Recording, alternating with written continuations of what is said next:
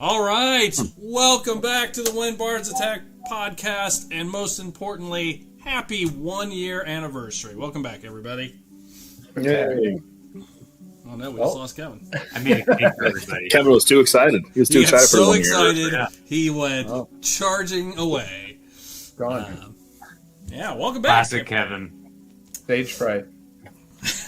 Just bolting. One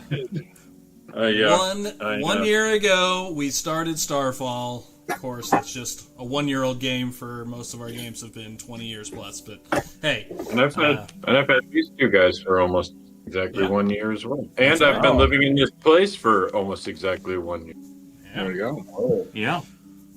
Lots of good stuff. Well, here we are. Welcome back. Thanks for joining us at our new time, and this will be our new time at 7 o'clock Central Standard Time. So it is a little bit of a change up, as so I can maybe go to bed at a reasonable hour. We'll see how that plays out. Ooh, reasonable hour. At a reasonable hour. Oh. All right, we'll jump in. Last time Were we in combat? we sort of were. It just sort of ended though. Yeah, we just ended, didn't we? Like, It's actually that dude the big. probably so. Gazing up at the stars. Yeah, pretty much everybody is staring at the sky at the Pretty Light Show. So, where we left off, our heroes, after a lot of sound issues, so we didn't get very far. I apologize to everyone. And also we're getting close to 500 streams, so thank you for that too. So those listening, we're getting close. I'm sure Kevin is like 400 of those, but you know, I'm still It's excited. just on repeat. It's just on repeat at all times. It's probably mostly like Asian bots or AI trying to like learn human language or something. Oh, no. Oh God, it's scary, but yes. That would be scary. Oh boy, those are going to be some rough AI bots, but okay. All right. Well, bots, stay hard then. All right. Yeah. Yeah. Why does this bot keep saying Delephant? That's not even a real animal. It must be hallucinating. Yeah, we're going to have AI experts trying to figure out why Delephant keeps showing up for the next decade. Or zonkies. Or Zonkies. Zonkivelli. Machiavelli, yeah. All right. With that, we're going to jump back in. Last time on StarFall, our heroes, with a very rough sound night, we didn't get a lot done, but we left the sewers, met with the local member of the Ashen Blade, this group of Untamed that's a little bit more militant than the rest of this group, accompanied by our new fairy friend, you, sent by Lady Thistle to investigate this spreading plague that you now know is not just spreading in Aerith, but also now spreading in the Feywild as well. With that, you guys headed back to the Twisted Pike, spent a little bit of time there, learned that one of the priestesses of the Church Order, who was up in North Vale for a short time, was on her way back, and they were looking for potentially help stopping her. That's one of many potential quests that is available to the team. However, you guys decided to head back into the sewers. You wanted to go find these... you wanted to take Davin, and get him down into the safe house in the sewers. And you started your way into the sewers to do that. You then were going to meet with the local magistrate, because you were requested to find out what happened to the missing light technician. And there was kind of an open warrant on that. However, making your way into the sewers, relatively uneventful until you reach the safe house itself. When the doors opened, a trap had been left behind, and in a massive explosion of fire and stone, Alonis became buried alive, nearly killed, along with Davin, who was killed, the guide, who was killed, and many others injured. Thanks to some quick thinking from the Willy Wah and the Willy Wall, you guys were able to sort of get a jump on this group of some sort of mercenaries down in the sewers. You quickly dealt with them. Most of them are either dispatched or there's a group of them just staring up into the lights that Alonis has cast once he was unburied. And they are currently sort of paralyzed, as are their 6 prisoners that were being drug out. The leader of this group tried to run, heading down another corridor, however, was shot numerous times, Boromir style, in his back as he had tried to escape. Multiple nat 20s. He was killed instantly. At this point, I'm going to step us out of combat unless there's one piece left as we pick things up. There was 2 that ran down that hallway. What appeared to be the leader of this group and another of these mercenaries, so also ran down that hallway. Only the leader has been killed. The other one is attempting to escape without doubt. The rest of them paralyzed for the next minute, so we can kind of de-threat them for the moment. So with that, I turn it back to you guys. I'm not going to keep us in initiative. I'm just going to go around the table and see what everybody's doing. I'll start going left to right on my camera screen. We'll start with you, Joel.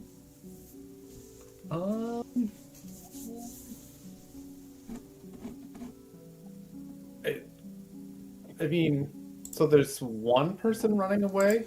Yes, he has run down a side passageway. You currently cannot see him. He had gotten slightly out of view. I'm going to pull that map back up just because it's been a minute.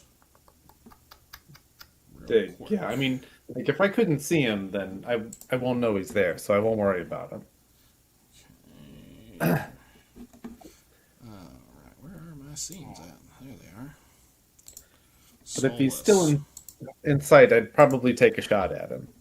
Okay, safe house. Or still within, direct line of sight. Let me pull it back up. Yeah, he is out of sight for you at current. Okay. I would say you would hear footsteps, kind of running down. These are stone hallways, tight corridors, sound travels. You can hear boots running away. I'd say, Drew, you can see him. He is making his way down a corridor, and you can see there's multiple lefts and rights, potentially, and you see he's just bolting right now. I'm going to run in on, this turn, and I'm going to awaken one of the people they were attempting to kidnap. Yeah. And then direct them back towards because we can get through. Mm-hmm. Yeah, it's just difficult terrain where the explosion happened now, but Gotcha. You can pick through it. Nice. Yeah, I'm gonna go shake one of them awake. Say, quick, head down, head out this way before they recover. Okay. Their hands, whether it's a male or female, there's both. Their hands are bound behind their back, and they're gagged currently. Oh, as well. I will, with one hand, pull the gag out of their mouth, and then take my bow, and as my bonus action, I'm going to change it just into a, I don't know what kind of sword, a long sword, Okay. And then just cut their bindings. Okay, got it. You cut one of them, start moving them, kind of directing them away. Got it. That sounds like about 6 or 7 seconds. Going left to right, go to Kevin next.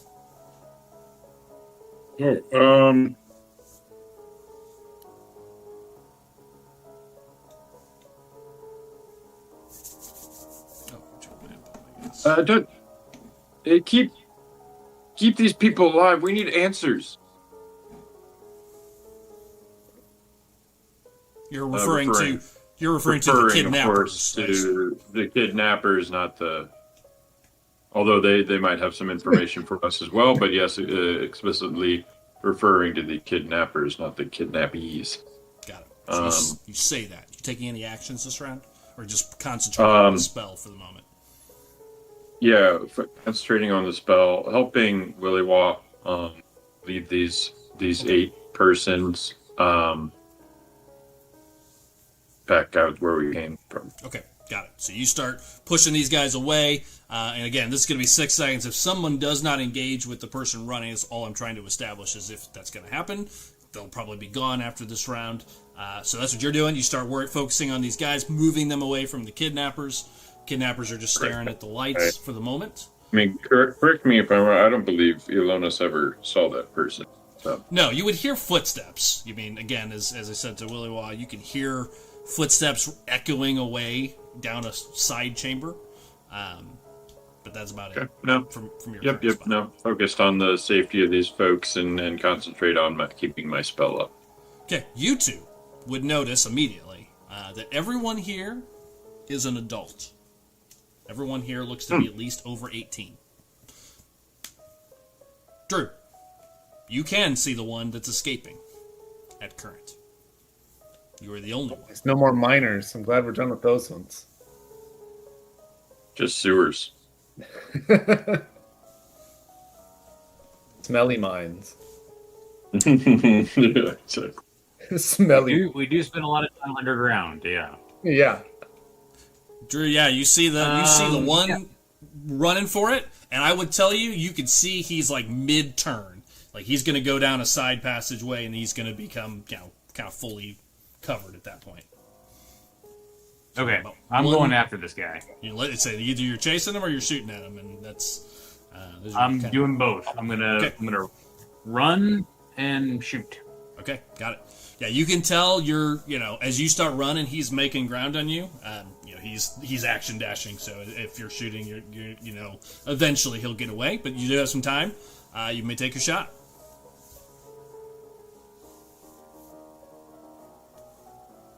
Jay, and then Luce will be next. Dirty 20. Dirty 20 hits. Foop. 30. That's it.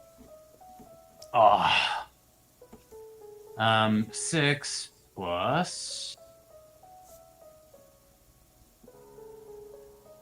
So 9 points, and then he's also loses 10 feet. Oh, that helps a little bit. Yeah, you shoot him in the leg, burning this radiant arrow, partially radiant. You see it definitely slows him down. As he gets ready to turn, I'm just going to keep going to see if anybody else engages. You have 1 round while he's here. Jay.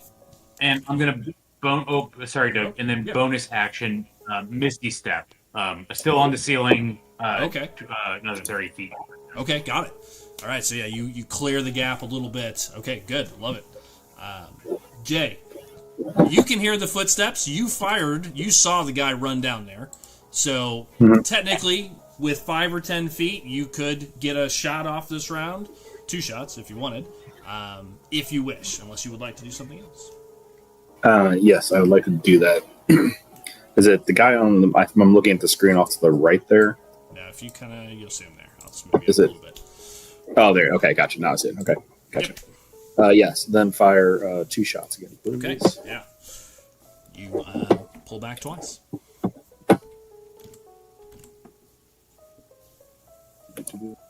Thinking.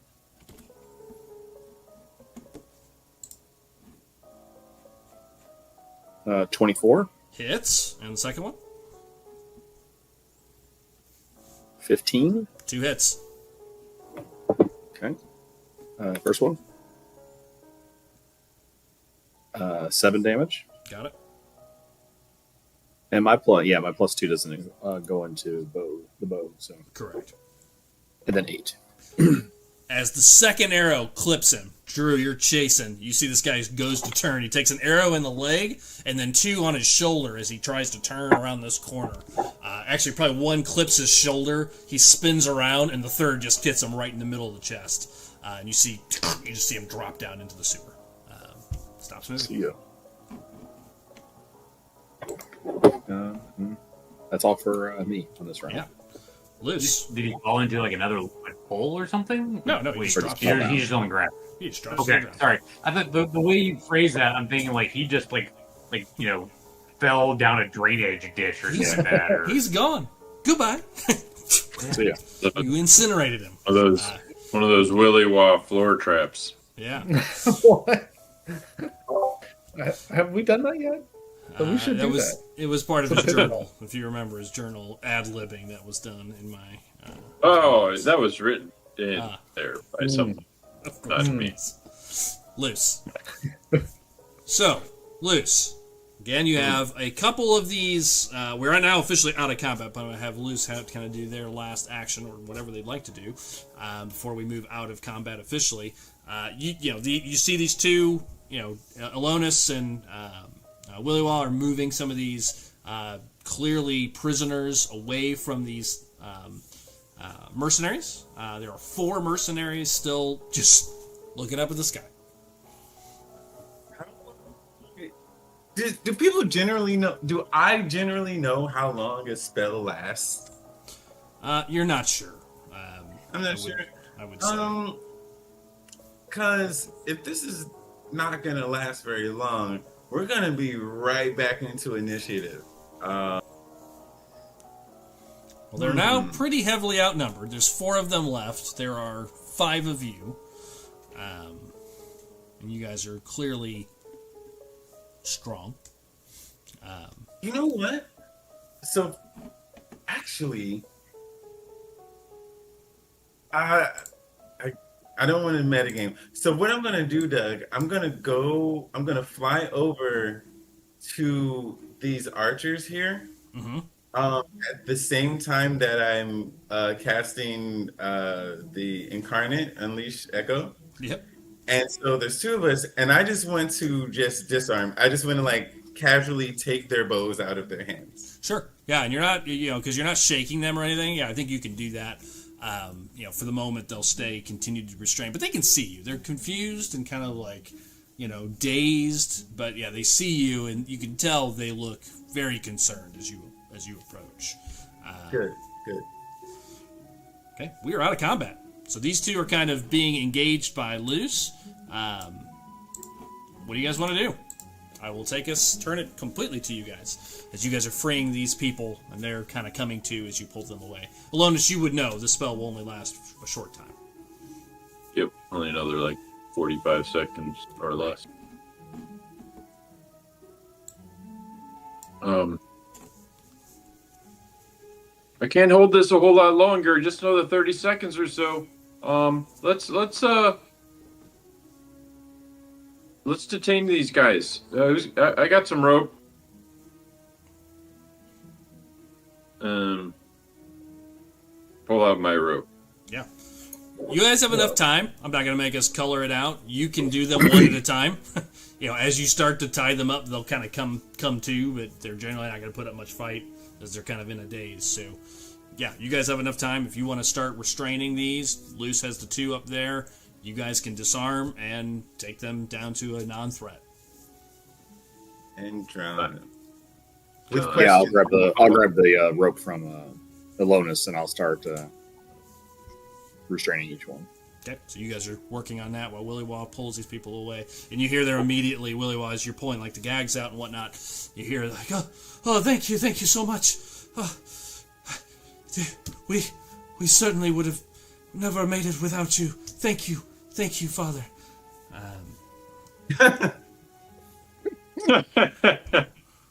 Well,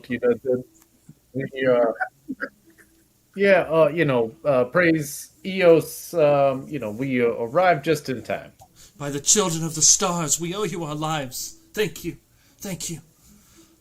Yeah, no problem. We got a couple of your captors here we got to deal with. Yeah, but wait! And he stops you. I mean, Kevin, you said you were kind of helping, so you would be right here next to these as well.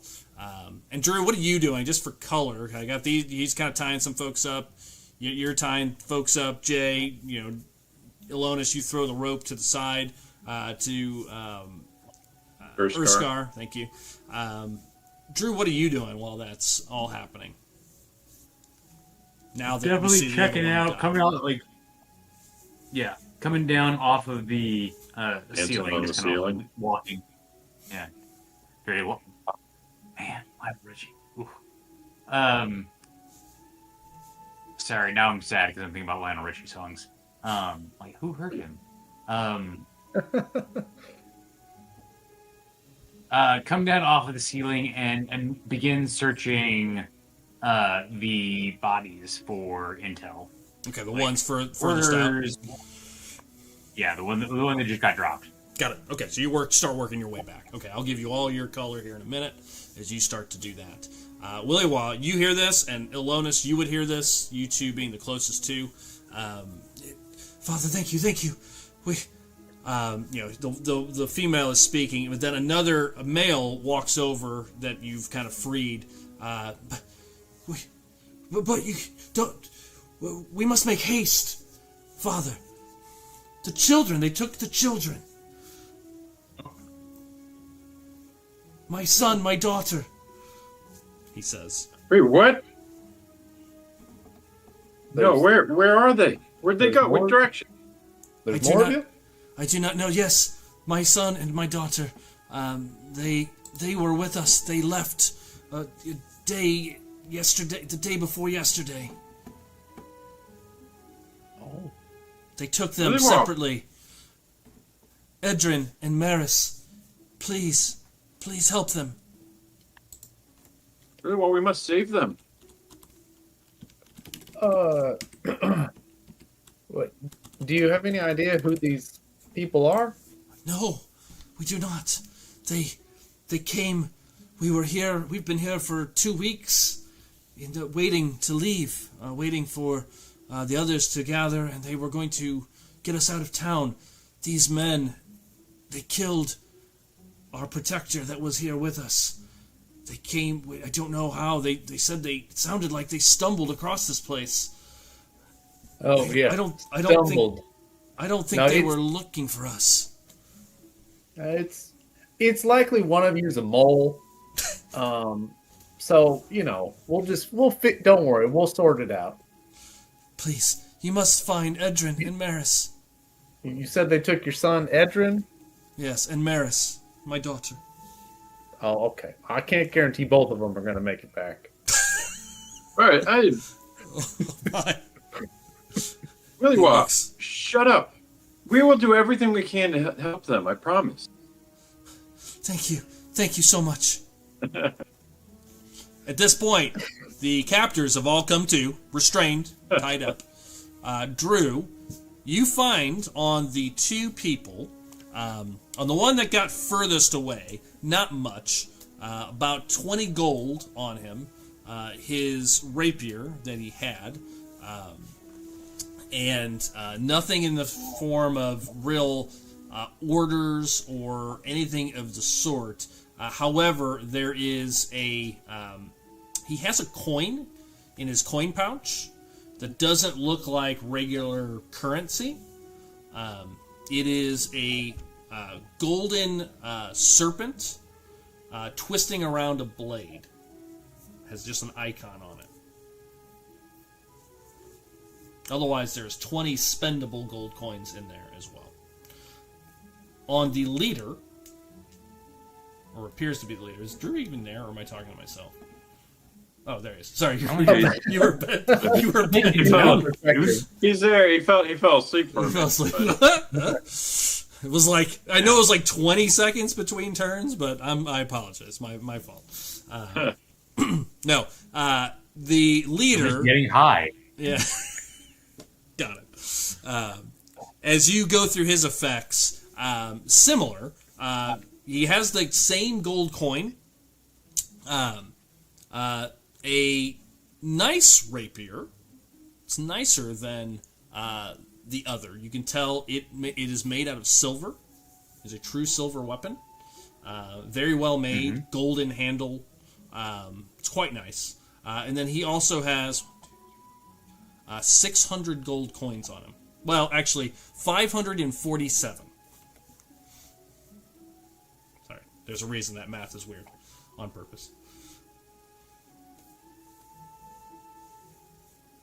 547 gold. Yeah, Okay. clearly has a lot of cash on him. The one body Willie Waw didn't pray over. Well, He's busy. I mean, you He's got making his the way. thing before I did. He's taught you well. Well, I was actually just looking. Yeah, clearly. I mean, I was looking for more like IDs or like a license, like business Wow, card. that stuff's garbage. You don't need that stuff. Trust me. You throw that stuff away. Nothing else discernible besides the gold coin with the dagger with a serpent wrapped around it. And there are two of those, right? Yeah, they each have one. Yep. His is like in a side pocket. The other person had it in his coin pouch. This guy, he has it like in a side pocket as you kind of pull it, pull that out from him. Actually, he would have. He would have some documentation. Sorry, my brain's not fully awake yet. Got a On work him order. it's very, very much a contract. It looks like, as you kind of scan through it, looking over it, it is a contract for services paid upon completion, but it is the protection of, and it has an individual's name on it. The name. Protection. Oh, I see. The name on it is, let me get my notes out real fast. Leroy Jenkins. That's correct. He is back. Bad Leroy Brown. All right. Aerials. Steven. It's Ariel. Solus, here we are. Where did I keep all those notes? Hang on, sorry. All good. No. Will be. I tried to get You myself will. more organized. We started early. He's not on the clock until 7:30. That's true. There It is 7:30 now. Oh, blind as a bat, and I just found my notes. So there we go. It all worked out.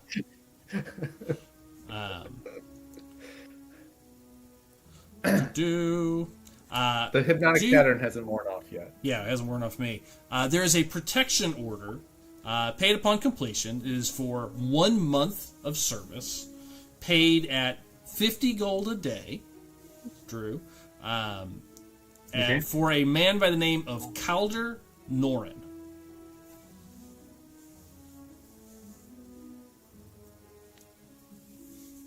Elder Norid? Norin. Did you spell that? Okay. It's Calder. Calder. Last name is Norin, Norrin.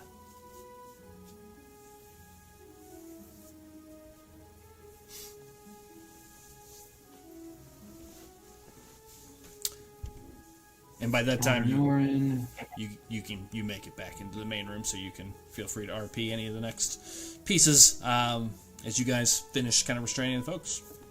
Back to you. Is there a? I know this is gonna sound really like fucking book TV, but like, is there a date on the like? Are they 3-4 days in the contract? Is it, based on the calendar, current day, which is we're in the middle of summer, and the date, which I'd have to go look up, but it's currently 2 weeks into the contract, about 10 days into the contract.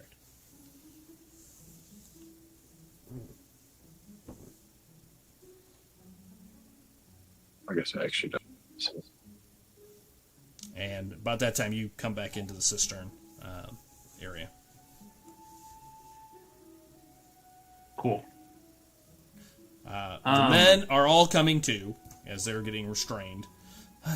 What are you going to do with us? Don't kill us. Please. Please don't kill us. Depends on the information you give us. Whatever you want. Just don't kill us. We saw what you did. Can you promise that? We saw what you did. We don't want any trouble. We just want to get out of here. Just pull my trident out and put it up to one of them. I won't What kill are you guys doing? I can't promise her scar won't. Yeah, what he said. What are you guys doing down here? We were here for another job. We stumbled upon this place a couple days ago. Thought we'd pick up some extra coin. That's it, I swear. What job were you working? Protection for some highfalutin noble up in Hightown. Name. What? He looks at the guy next to him. What was his name? Callinan? Calder. Push my trident. Push my Calder, trident a little that's further it. to him. Calder. Works for the Carpenters Guild. He was down here a couple of days ago. What was he doing down here? Did he tell you? No. We were just supposed to keep a path clear for him just in case. And if he ever needed any support, we were here. We were paid to do anything he asked of us. But the boss, we came across the sewer while we were cleaning out a subsection.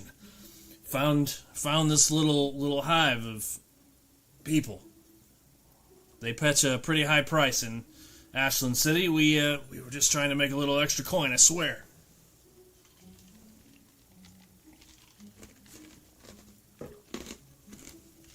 Look over. Where did the kids go?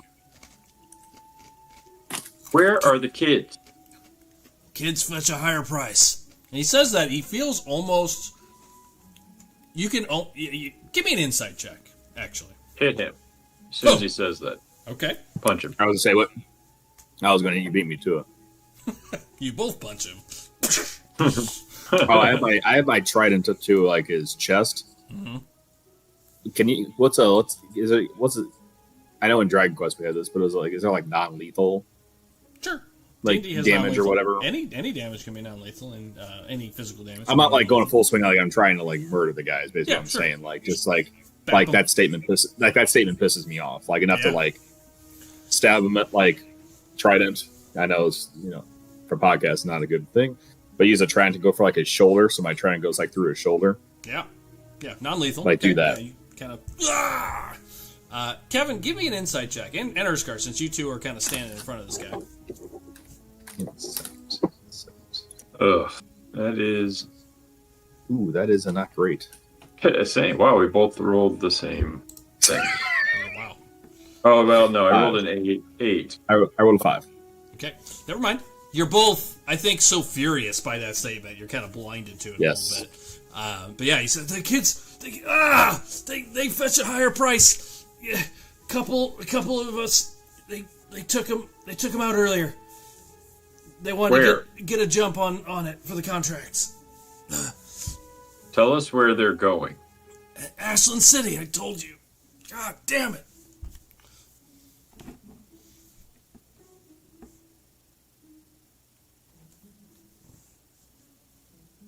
Ashland City. Ashland Trade City. Doug, I audibly gasp at the very rough treatment of these prisoners. Okay. I mean, I'm like, don't say anything, but just like make sure like people know that I have gasped. I'm a fighter, but like I've never seen people get like kind of semi-tortured before. I'm Yeah. a little shocked. Do they have the Geneva Convention in the Feywild? We don't have conventions. Oh, Or Genevas, as it were. Yeah, you stab him. He kind of drops down onto one knee, bleeding. You can't really grab his arm, as he said. It's not like you guys restrained him. Look, it's nothing personal. We take him outside of Ashland City. We meet another group. They bring him in. All the paperwork's clean. In some crates. We sneak them in. They're worth a fortune. It's nothing personal to you. It's very personal to me. If it's personal to Lonus, it's personal to me. Stab him in the other shoulder. Non-lethal again? Of course. Okay. Have fun kidnapping people with damaged arms the rest of your life, and then knock them out. Oh, okay, that one's unconscious. Knock him out. All right, next guy. This is all the money. No. I was just thinking about that scene from Firefly. Yeah. The other I guy got with- it. Yeah. Yeah, got it. Good. We're good. Go to the other guy with Erskar. Yeah. Yep. What do you want to know? What do you want to know? Please don't kill me. You're going to need to be more specific than the last guy, okay? Sound good? There's a... Ashland City isn't good enough. We need specifics. We usually get contracted by a man named... Sorry, gotta get that note. You guys have intimidated them, so I'm never gonna make you roll. I mean, you're stabbing people at this point. They're gonna be very chatty. So, Ashland City, here we are. We frequently work for a man named Selric Vaughn. All we do is we bring him out about 5 miles northeast of the city. There's a cairn there. A bunch of cairns. And that's the giant stones cairn, not like Karen the person. Racist. Oh, they want to talk to the manager of Ashland City? Like those big stones, like old giant stones. Like, I'm calling the cops. to be clear. A cairn. Karen. Yeah, I'm saying it wrong. Karen. So Kevin's mom is there. Great. Exactly. Yeah. There's a bunch of Karen outside the city. No, you can't miss it. It's an old landmark. We meet there. The hands get traded. Coin gets traded. That's all I know. So these guys are just selling people that they kidnap? That's what he said so far. Are you chiming up? No, not yet. Okay. I'm there. We're all there together, right? Yeah, you can all hear it. Yeah. Okay. I'll chime up. Get over. I'm not squeamish, but I'll chime up and fly right in the face of the one that's not unconscious, like 3 centimeters away, and ask him. So, for what purpose does I'm going to start dragging the dead bodies of their companions into a pile in the middle of the room. Okay, got it. In the background. What purpose does a human sell another human? He looks across at these people that are kind of gathered in the area, still kind of to the back of the room. I assume they haven't just gone wandering into the sewers yet, without you guys. They have the spark. All of them. They're magic users. They pay through the nose for magic users. How do you know they had the spark? He looks up at you. What do you think this place is? We're not stupid. This is an untamed safe house. Warehouse. Untamed safe. Oh, I see.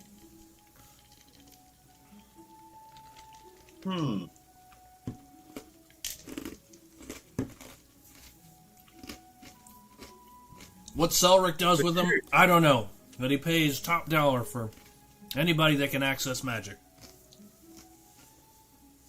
We gotta find this Selric guy. No. Sparkles. We gotta find this. Even though I try to ignore the fact that he was speaking to me, and because that's not my name, I still say I agree. Because I don't like this one bit. First of all, people are not worth money, whether they have the spark or not. Second of all, it sounds like they're in real danger. Third of all, this could lead us closer to finding out the source of, things. Everything. What are we officially calling it? Is it a plague? Yeah, I think that's what Jason refers to as the plague. Yep. Okay. Yep, I say plague, so. Now, as a reminder, you do know that the infernal metal was also being shipped in from Ashland City. So that is... And as a reminder, Red Jenny supposedly was working for someone in Ashland City. City. So there is certainly a lot of threads, as we referred to at the beginning of Chapter 4, a lot of threads kind of grouping around Ashland City for sure at this moment. Doug, I'm just a simple businessman trying to grow their fledgling business here in the city. What do I care about Ashland City? just Small business. just trying to build up my community.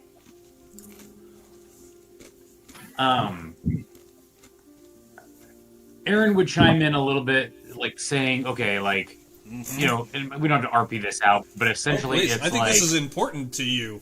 We haven't really talked about this much since we made your character, so I think this is a great RP opportunity. yeah. How do you, Doug? Your cup is on fire. behind you. What? The candle's blown out. Yeah, I just blew out my candle. Oh, okay. Okay, Like, we saw smoke, and that's all we need. I was like, what? Good distraction, Drew. Tell him. Excuse me, Doug. Your cup is on fire. Your home is ablaze behind you. We'll keep playing. It's fine. Someone will take care of it. Keep it. It's fine. Priorities. I can hear the truck. It's fine.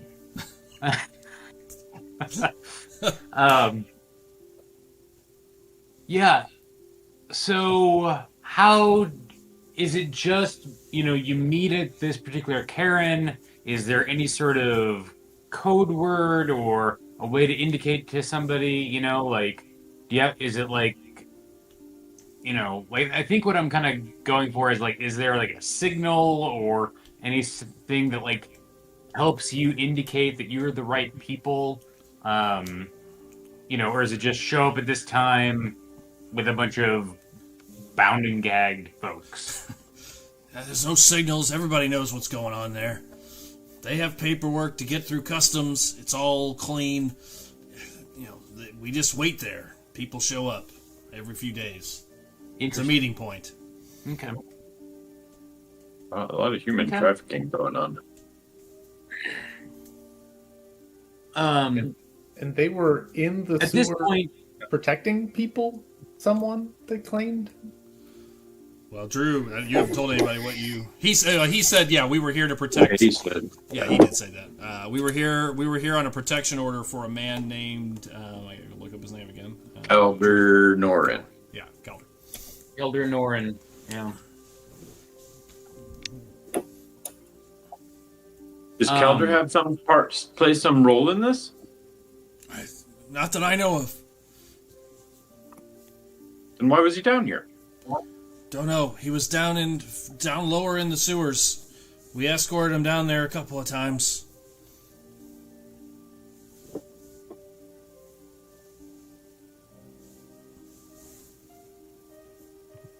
Did you ever meet any other members of the Carpenters Guild down there? Yeah, there was a few of them down there. You recall, there was mercenaries down there protecting the Carpenters Guild as well. Yeah. So we killed. Yeah, they did. Those children you kidnapped yesterday, are they still in town or did they leave already? They were on their way to Ashland City. As far as I know, they're already halfway there. Oh, so it doesn't take long to get there? It's... few days. It's, I have that. Stand by. I have that ready to go. In case, depending on what you guys decide to do. Main map. Let me just activate it so everybody can see it again. Oops. Why did that? Hit the wrong one. There it goes. If you look at Solus, which I'll highlight on the map, and for our viewers, that's where Solus is. Each square is 50 miles. So each square is 2 days, essentially. So Ashland City by foot. So Ashland City by foot is about a day, 2 days, so it's 3, 4, 5.5 days. On foot, about 3.5 on horse. If you pushed it. Horses don't really travel much faster. You don't get tired, but they can be pushed faster. But, they may not survive. for multiple days at that pace. But yeah, 3.5 days at best by like horseback, 5 days on foot, and you could try to potentially go faster than normal, hiking speed, right? Well, that's the averages of each would be 5 days and like 3.5 to 4. Well, if they just left, how long ago did you say they left? Day before yesterday, so about 2 days ago. So we could make that up if we had some if we double timed it. If you had some, double timed it either on foot or on horse, depending on if they're on horse or not. Yeah, maybe you can carriage and horse, but still slower than you people. got those kids and a bunch of people. It would be slow. They would have women they probably have and children with them. Kids don't walk very fast, and they complain a lot. They're like, "I'm tired. I want to sit down." I don't know what that's like. God, do they? Yeah. Do you have any goldfish? I'm bored. Yeah, I blocked those years out, so we're past that. So, are we there yet? No. I play more Xbox.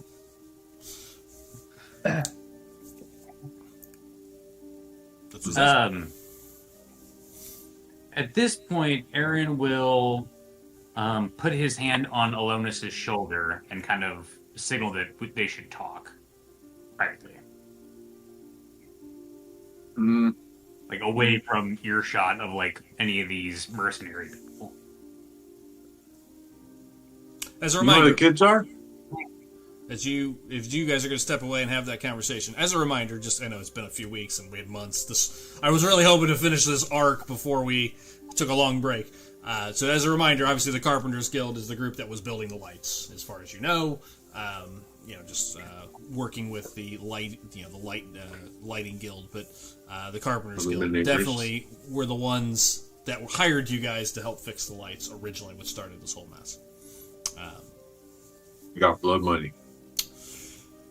So you're going to pull Alonus to the side? Yes. Go ahead.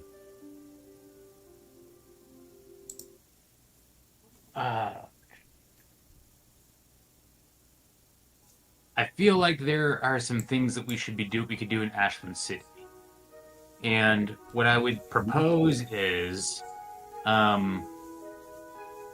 myself and Urskar and potentially some of us will pose as sellers and some of us will pose as product.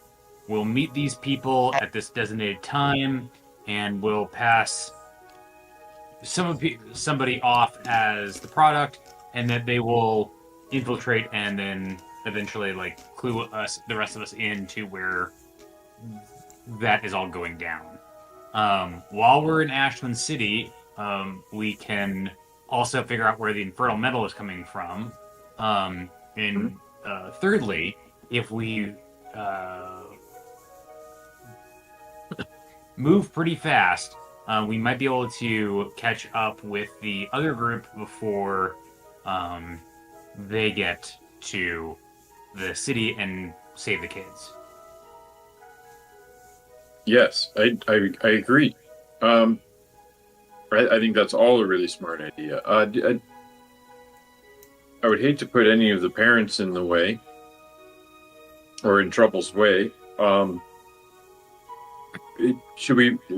Should a couple of them be product, or should I be product? What do you think?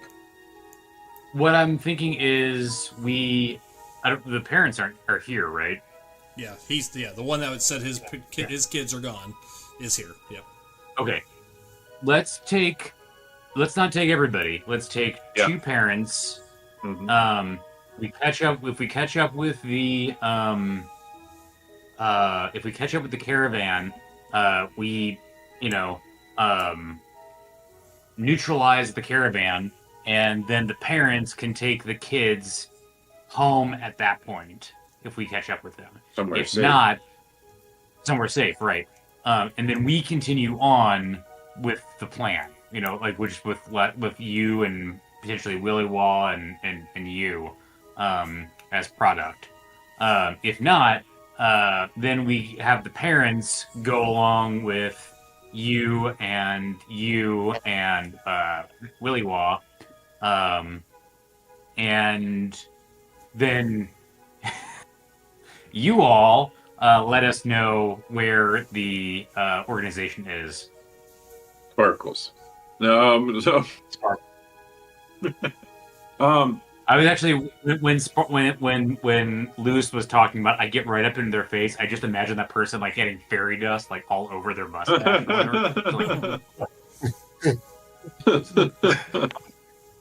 On my tongue.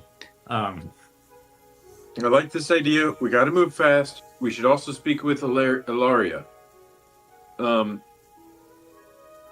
she can help them find a safe place after this. And the Duke also wants to also probably tell her that her safe house is burned. Yes, also that. Yeah. I will say, as a point of reference, and I appreciate you guys were thinking about, okay, how do we close some of this stuff out here?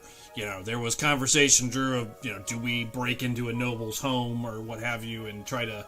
Because this issue is not resolved in Solus at this point.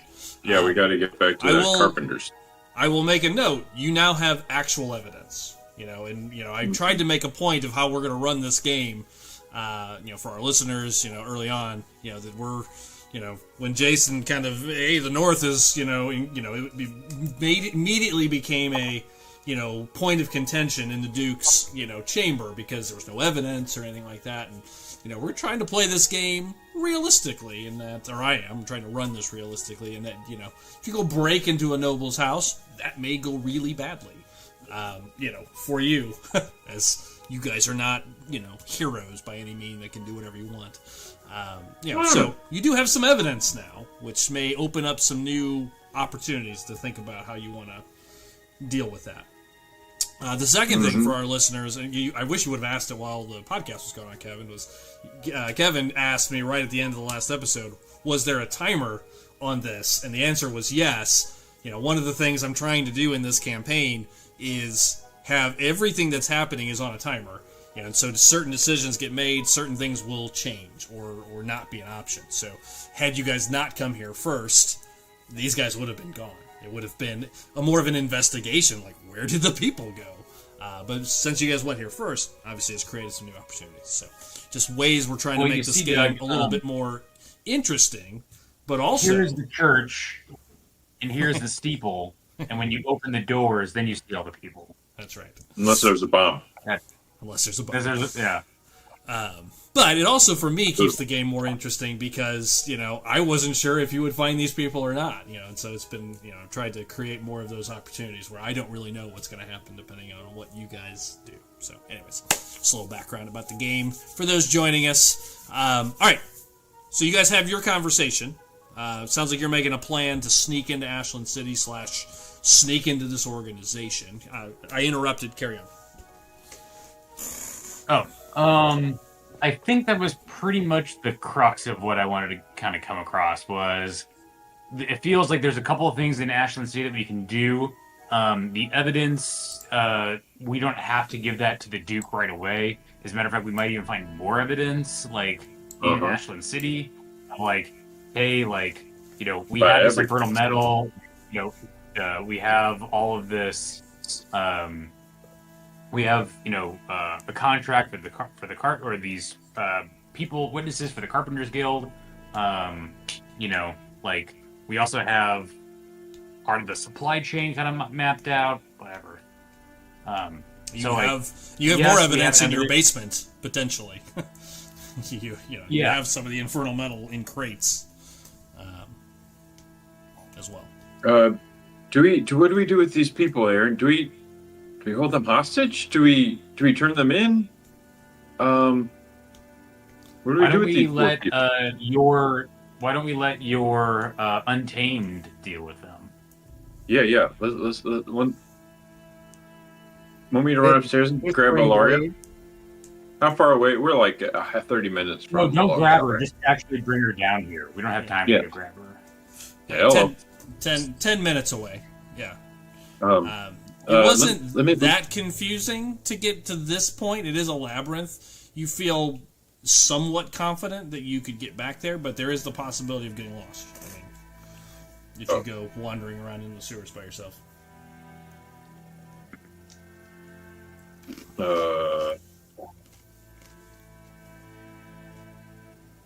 Maybe somebody should come with me. I'll run and grab her. Sparkles. I'll go with Lonus. I will do. You'll light up the sewer. Will I? We can go Wait, with you. Come on, you. We need to protect Alonus. Of course, Let's I'm go. going to protect Alonis. I mean, I don't doubt your skills, of course, but you know. I put them on full display a minute ago. True. Say less. Let's go. Okay. You guys want to make your way back to the secret passage. I just need, and you guys, whoever wants to make the roll, it'll be with advantage because you guys can help each other. But it'll just be one survival check to see if you guys can find your way. Before they go, Yeah. sorry. Before they go, pull out one of the serpent dagger coins, show it to Alonus, and say, "Ask her about this as well," and then put it in Alonus's hand. You got it. On it. We'll move fast. We'll be back soon. All right, Okay. I'll make the roll. I'm done. I'm done Oh. now. All right. Really, Wong? If any of these people try anything, kill them. It seems pretty extreme. I'm sure everything will be just It's a fine. little extreme, but Yeah, can't we just reprimand them? Tell them no. or like incapacitate them. Hit them in the face with a newspaper, something. Let's Rub their nose in it. No. Look what you did. I'll roll All right. survival while we're going. Okay. Just let All you right. With advantage. know. You with advantage. 16. 16 is enough. You guys this was like 5 minutes ago, keep in mind. So, yeah, you're able to kind of make your way back through. It was a low roll, but a possibility of getting lost and maybe having a random encounter by yourselves, which would have been not fun. awesome. You guys make your way back, and yeah, it takes about 10, 15 minutes to kind of eke your way back through the sewers and to her hideout. You guys come back up through the basement, and you can pop into her back room. Hello. Hello.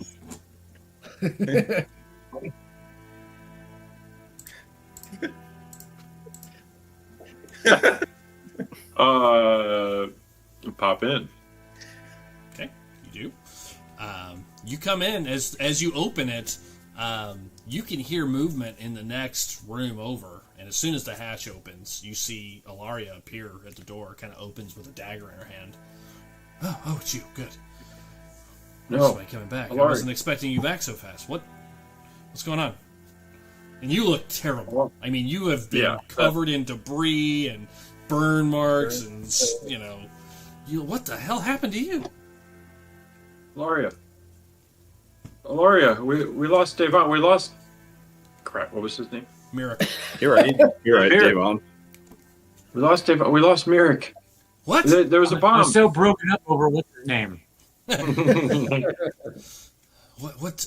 What do you mean? It was a trap. There was a bomb. The kids are missing. Oh my god. Let me breathe. Okay. Fill me in. What happened? We don't have to do the whole thing again. Oh, thank God. Yeah.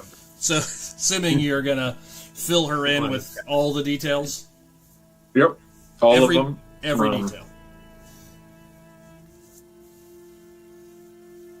Nothing about the sewer. I mean, nothing about the infernal metal or anything like that. But yeah, Focusing about on what the- happened and what we know and where the kids are. Yes. Got it. Okay, yeah, she listens. And what about the coin? Yes. Do ask her. Do you know who is this? Yes, Who are I've these seen- mercenaries? I've seen this before. Yes, they're a mid-scale mercenary group, primarily based out of Ashland City. I've seen them in Caldus and in Solus before. They're highly trained and not exactly cheap. You know, typically get hired for mercenaries and bodyguards and, you know, that sort of work. Who are they working for? Were they here just for the... this is where I'm going to need to be clear about what things you're going to say here. You know, were they here just for our people, or what were they doing down there? Yeah, as far as I know, they wanted to get these people sold. They're trafficking these people to some cairns on the way to Ashland City. Okay. All right. Kill them. We can't. No problem. We can't have them speaking to any of the magistrates or inquisitors about what we're doing here. Are you sure we shouldn't turn them in, so we can stop more people from being kidnapped? And tell them what? If they speak about what they know here, I'll have to leave. Oh, you're right.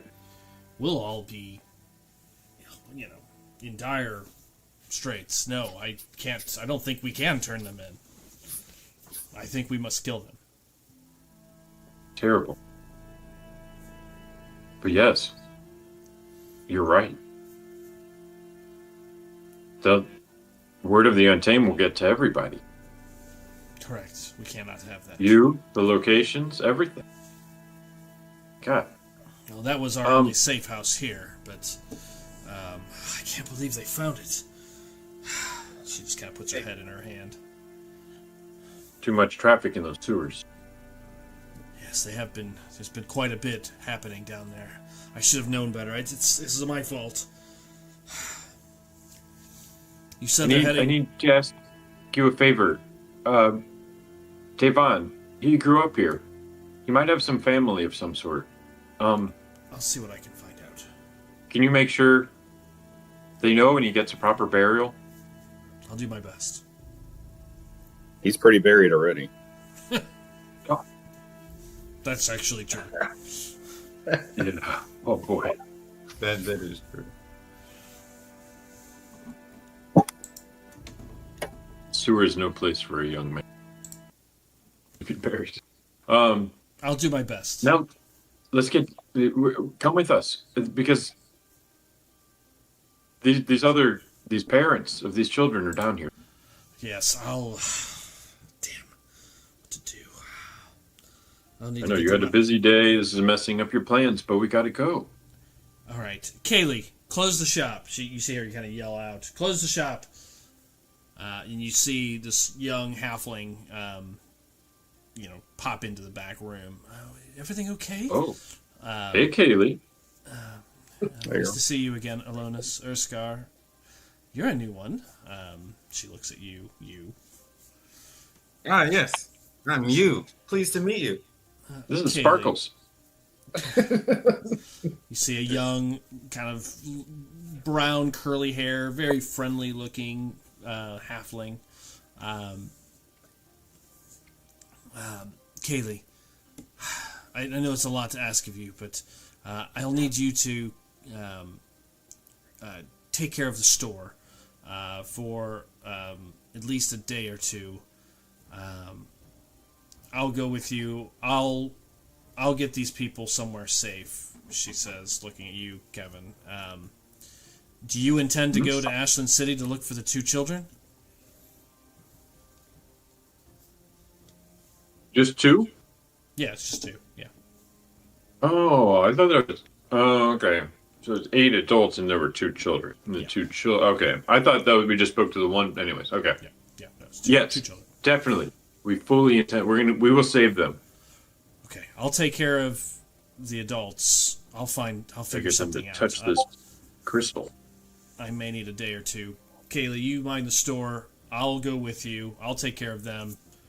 That way you guys can do whatever you need to do to get to Ashland City as quickly as reasonably possible.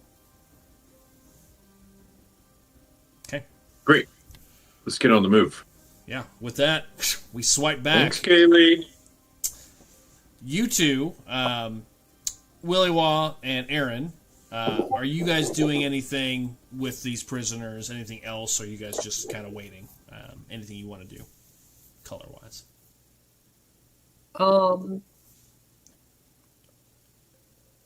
Do we feel like they've told us everything that they know? They seem pretty scared for their lives, and definitely were very talkative. They were answering more than you asked. Doesn't mean they didn't hold something back. Huh. Maybe we should probe some more.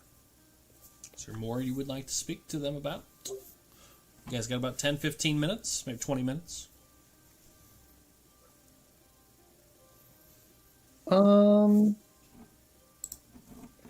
Yeah, but like, so they were here working as bodyguards in the sewers. I'm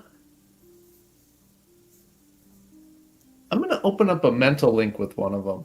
Okay. How did you find the safe house? He kind of jumps when you get into his mind, kind of looking around. Yeah, this is very Galadriel, by the way. Yeah. We've been in the sewers for weeks. We saw someone. We followed them. We weren't sure what they were doing down here. We followed them and we saw them open the passageway. Stumbled upon it. Huh. That's Drew said it right. There's a lot of shit going on down here right now. You got smugglers working out of here. You've got whatever the Carpenters Guild was doing down there. You've got her working out of the sewers. Plus all those other groups. You've got the homeless community. There's the rat catching society. Release the files. I mean, we should have a restaurant down here, because there's a lot of foot traffic. Yeah. Location. You get the impression it was, literally just they were protecting. They were, kind of making sure areas were safe, and they stumbled across, they would say, a human man, and they followed them to see what they were up to. They looked out of place, followed them to the safe house. Was it Cauldron that they were protecting? Was that his name? Yes. He seems unsure of the name. You get the impression from his answers that, they didn't really have any kind of personal relationship with him. He has to fumble for the name. But yes, we'll confirm that. In hearing the name, they're like, yes, that's the name. That's the guy. What? What was the Cauldron doing down here? We were to escort him to a lower junction, and he would describe it to you, and you would recognize it, stairs leading to a lower level. You as he describes it, he kind of walks through areas that's okay, yeah, that sounds familiar. Been there before. Yes, you've been there before. They've escorted him back and forth to that location whenever he needed. Huh. And a couple of them, I think they would offer, as you're talking through this, that there are a couple more of them still with him. They are permanently protecting him. Oh. Huh. 4 of them. And he said they always went to that same location, right? Yep. Oh, they're probably there. Are they there right now? They haven't been down in a couple of days. Cauldron hasn't been down here in a couple of days. I assume he's back in his cushy house. Yeah, but we just knocked the lights out last night, right? You did. Yeah, so they're probably going to go down there today to investigate. Possibly. Oh. That's curious. We could go talk to Cauldron as well. With the group. Oh, that's a terrible idea.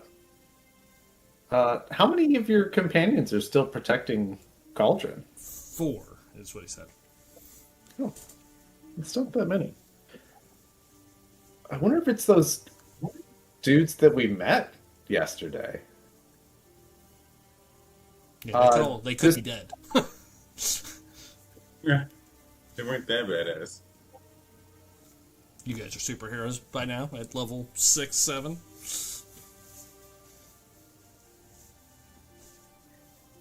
Don't just don't.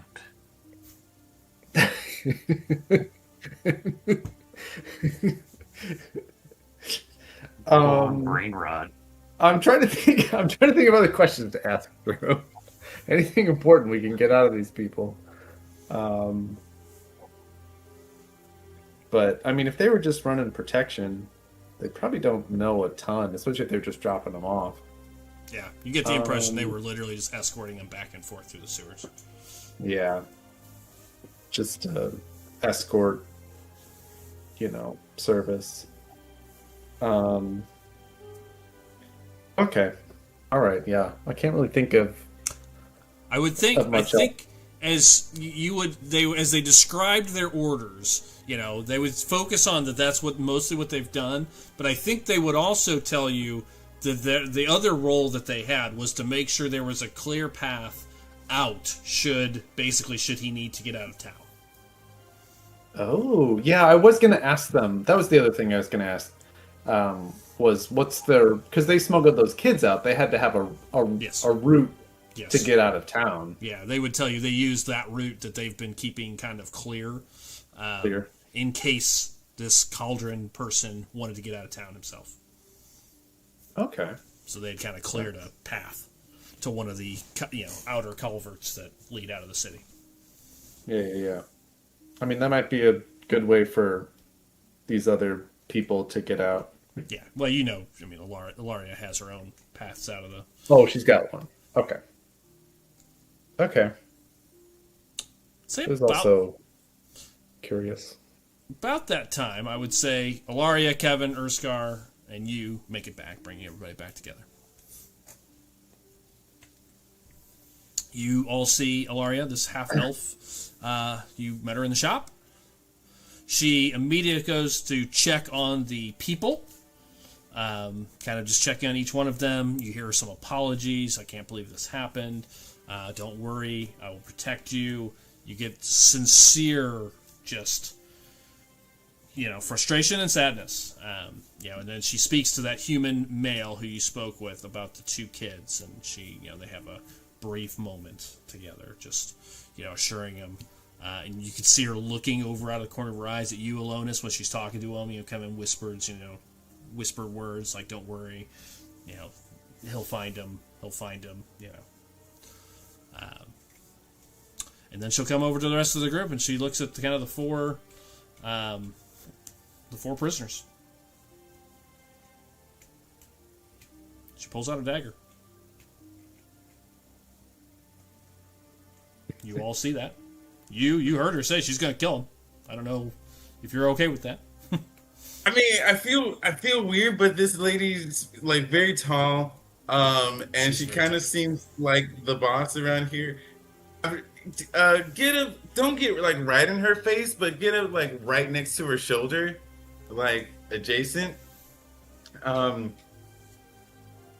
lady Ilaria, I know we've just met. My name's you.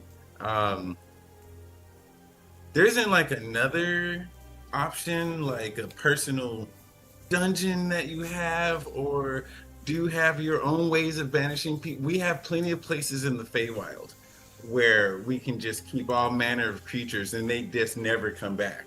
There's no way for them to get back.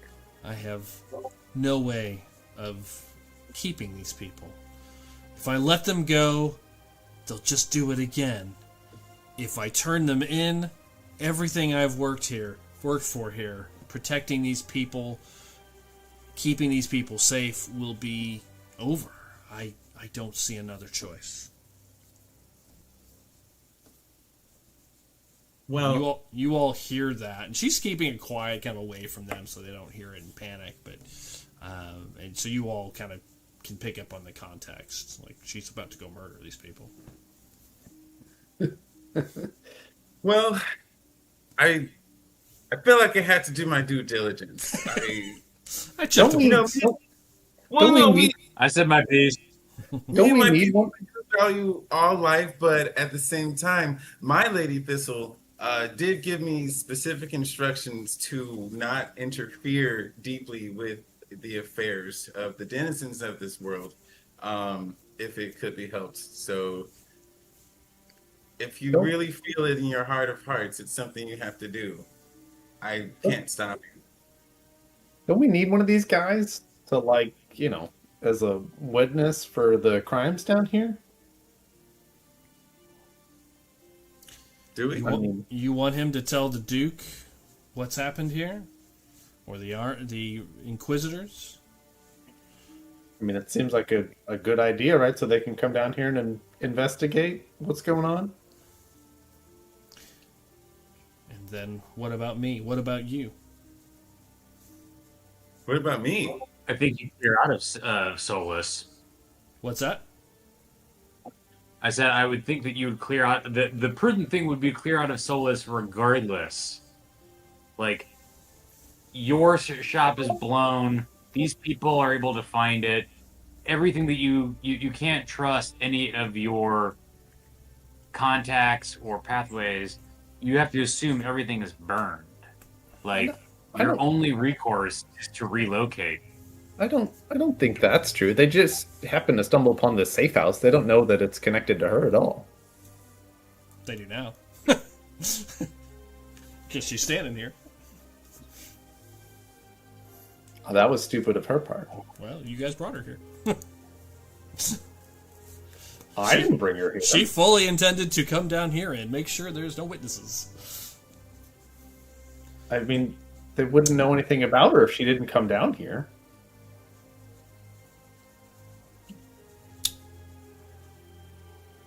She, Kevin, if you're making a point, we can't hear you. yeah.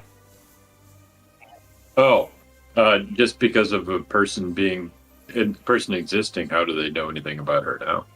I mean, Yeah, they don't know her name. It's just some they lady. Google her real quick or something. I don't know. Yeah, I mean, at best they could give a description of what she looks like.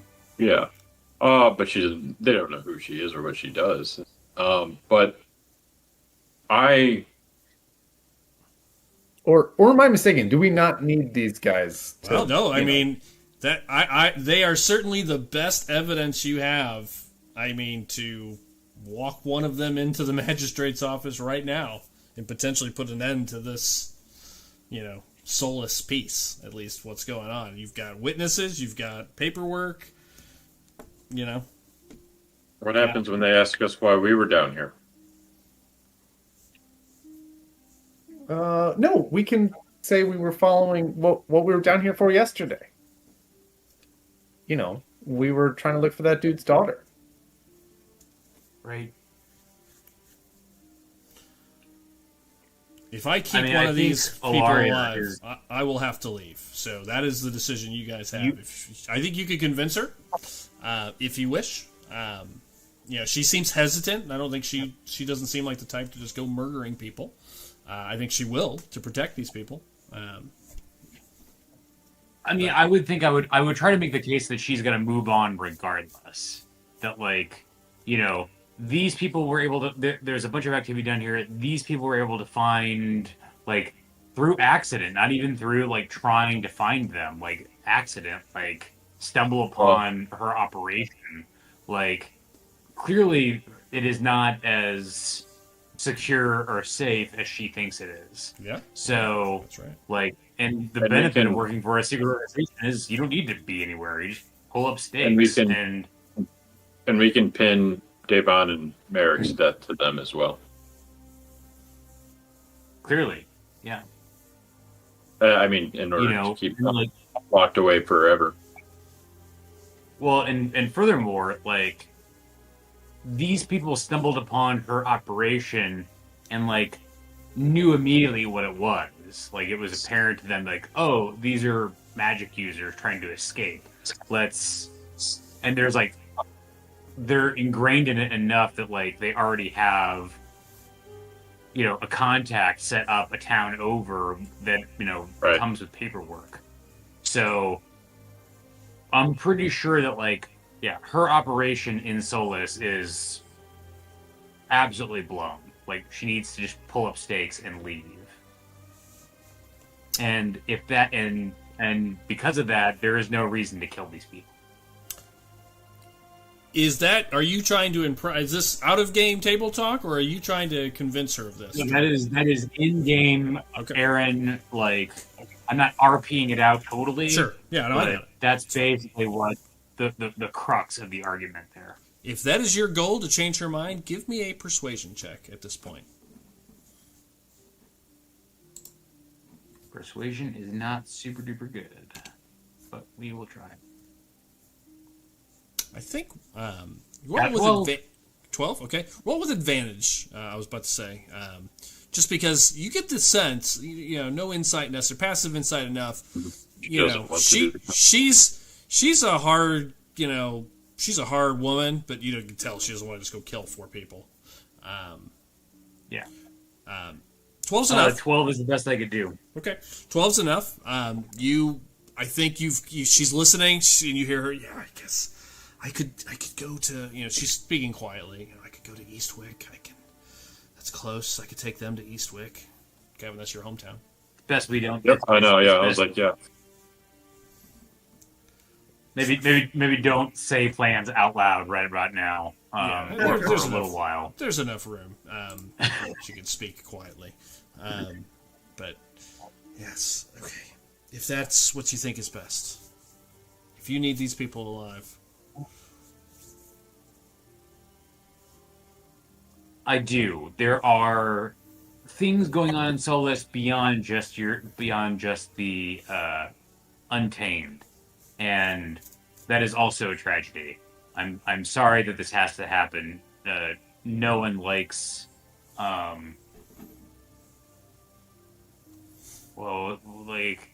having their I don't know if this is her life's work, but their shit fucked up.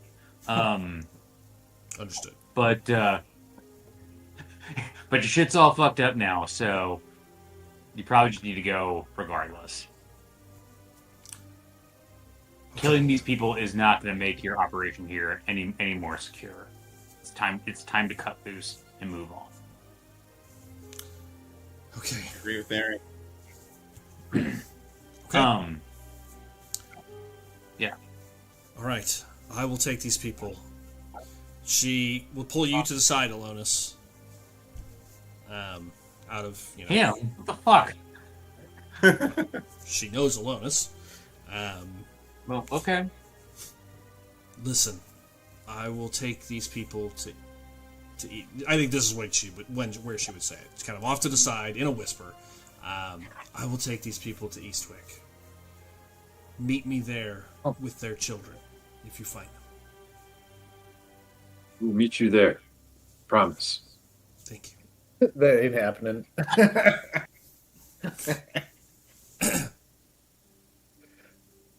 Okay. Geez, Joel really wants these kids dead. Oh, Kevin, you're gonna get them killed. That's all I'm saying. Yeah. People they fall into your guys' circle definitely have not done well. I think we decided it's We should Drew's go into fault. mortuary business. Yeah, you really should. Drew's fault. Everyone that's been talked to or told about anything has died. Just start Okay. measuring people as soon as we meet them. Like, what kind of coffin do you think you're gonna need? Okay, she will take you guys have changed her mind. She listens. Okay, then I will take I'll take these people. And she will go ahead and exit stage right, unless there's anything else for Ilaria. Oh, and don't forget about Devon, his family. I'll send word to Kaylee to see what she can do, since I'll be leaving, it sounds like. Okay. Might want to dispose of that dead body you have in your sewer or under your floorboards. It's stinky. No, they're not gonna find that. All right, very good. Let's go. Well, do you want one of these? Were you planning to take the kid's parent, or not? Yes, we're gonna take one of the parents Okay. with us. Okay. His name is.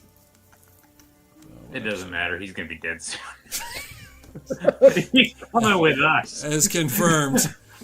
His name is Bram. Yeah. Bram Tallow. His kids are Edrin and Maris Tallow.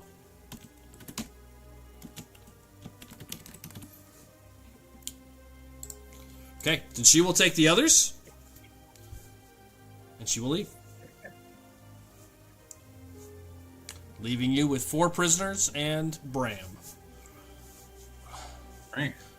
Thank you for going after my children.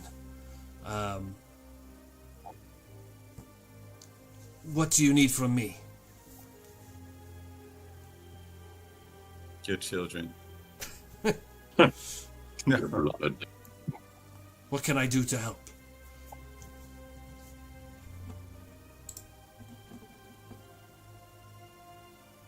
We need you to come with us. Yeah, pull Bram aside and basically explain the plan as is. That like he's gonna come with us on the chance that we can intercept them. He'll take ownership of custodianship of the kids, and then we'll tell him where he can meet up with Ilaria to continue on. Right. If not, he'll come with us and we'll sell him into whatever. Whatever you and need. Right. Whatever you need. I have 2 horses, as well. If let me, I can head back. My family estate has 2 horses. As far as I know, they're still there. They are yours to take.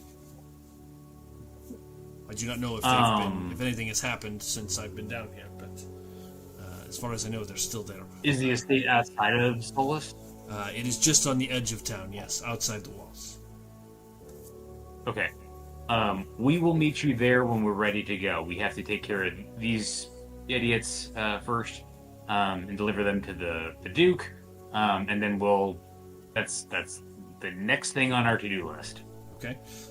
Do you want Ilaria to get him out of town to head back there temporarily? Do you want to meet him there, or do you want him to stay close to you guys?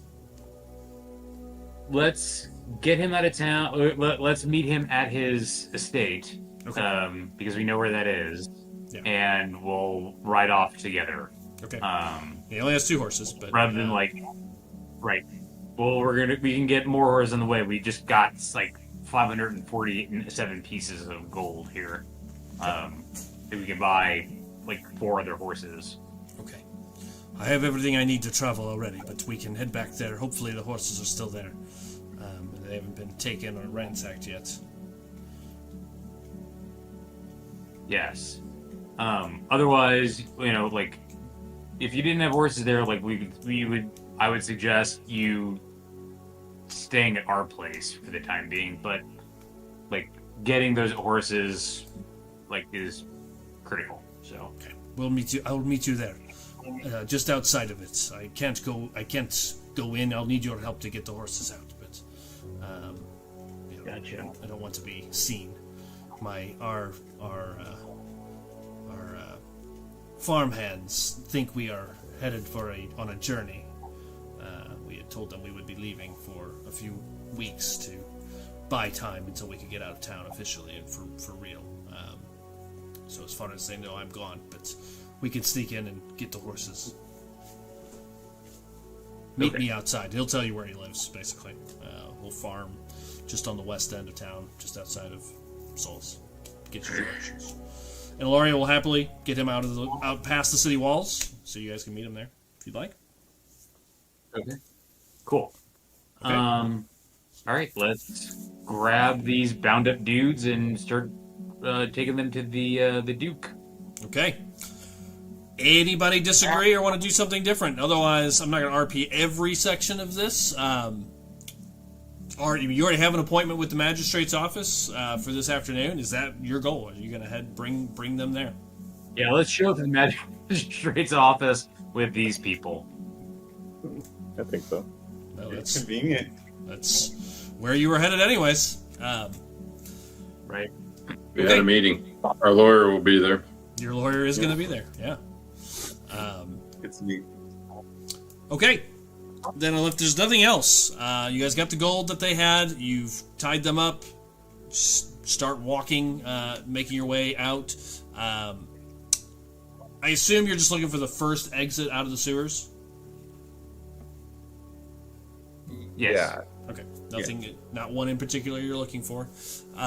There were multiple exits down this path as you went back and forth. So it's not hard to find one. No survival roll needed. It takes you about 4 or 5 minutes, and you find an exit to sewers that'll bring you up kind of right in the middle of Midtown. As you open up one of the sewer grates, as soon as the sewer grate would open, it's middle of the day. It's like 10 o'clock in the morning. As you kind of appear out in the streets, it definitely gets attention.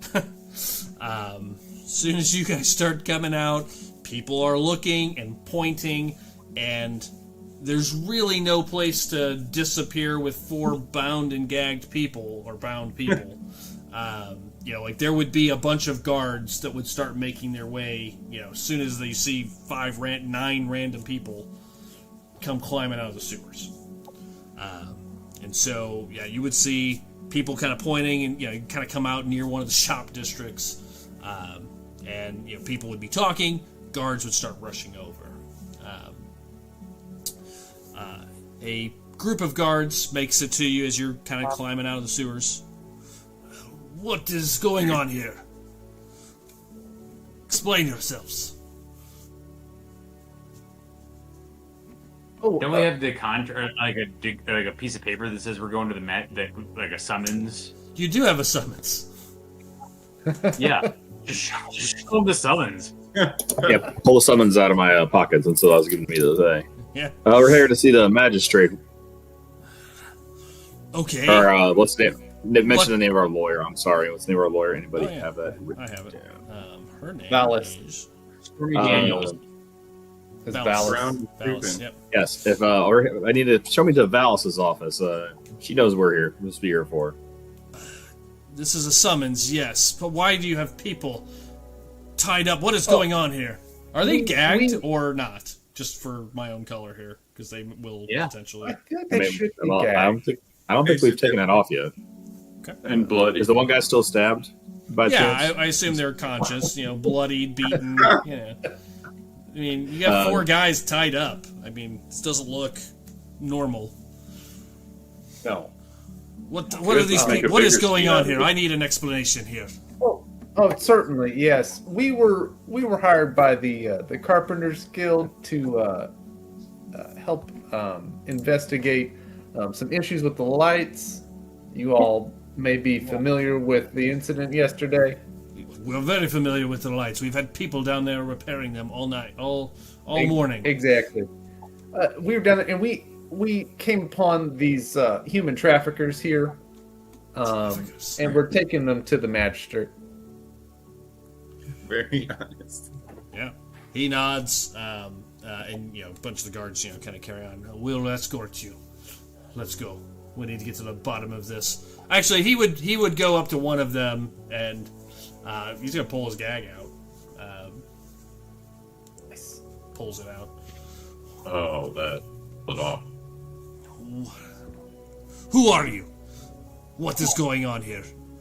He's kind of eyeing you guys. Now, you guys are known, so you have a lot of credibility, because of your work in Northvale. You've met with the Duke. That has gone out. People know generally who you guys are.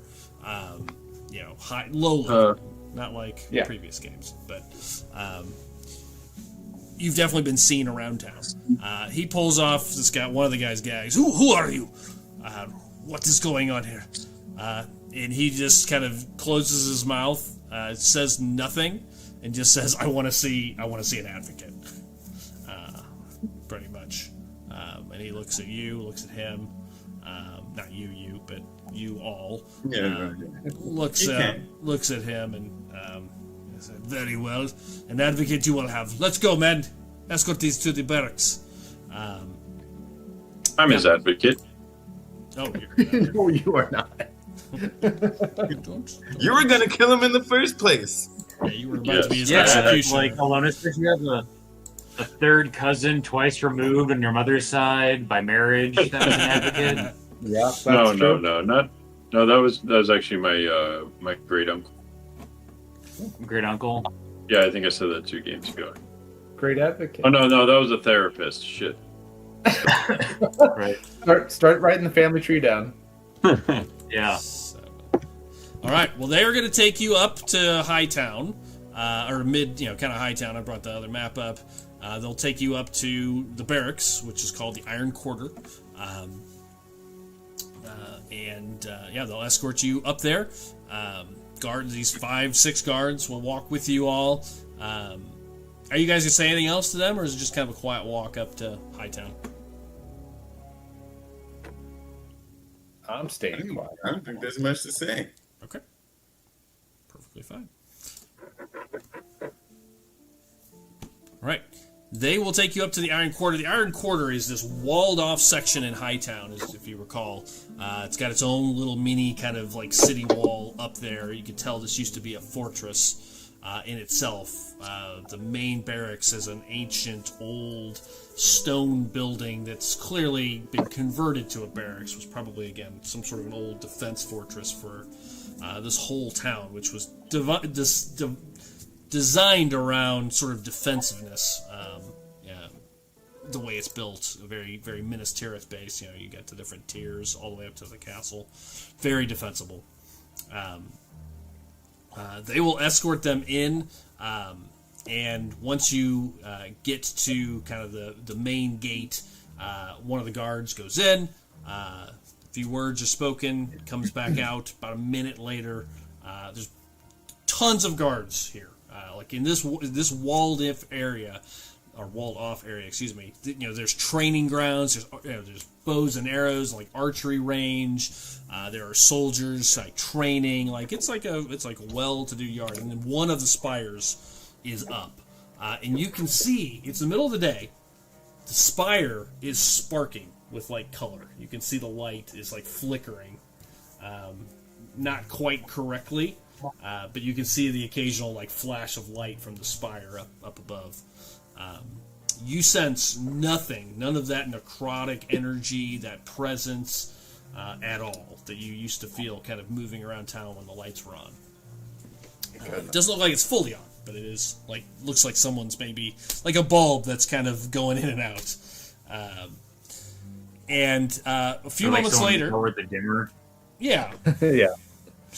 A few moments later, a young man in his 30s, human, male, dressed in white sort of nice, almost like a robe, over very nice clothing, white robe, and you see an Inquisitor's sort of, very similar to the necklace you stole, Drew, but this is more like a brooch, like right on the top of his nice kind of, very nice cloak. You kind of imagine what Mon Mothma's husband was wearing in a lot of the scenes in Andor, just like this nice like overcoat, long black hair, looks like he's in his 30s, well groomed. He was walking out with a young half-elf who you recognize as your lawyer. She looks very confused. You can see on her face as she's approaching, she's got sort of a I'm very confused, and she's like struggling to keep up with him as the two of them make their way to you. She will give you a quaint little bow, just a little. Thank you for coming. What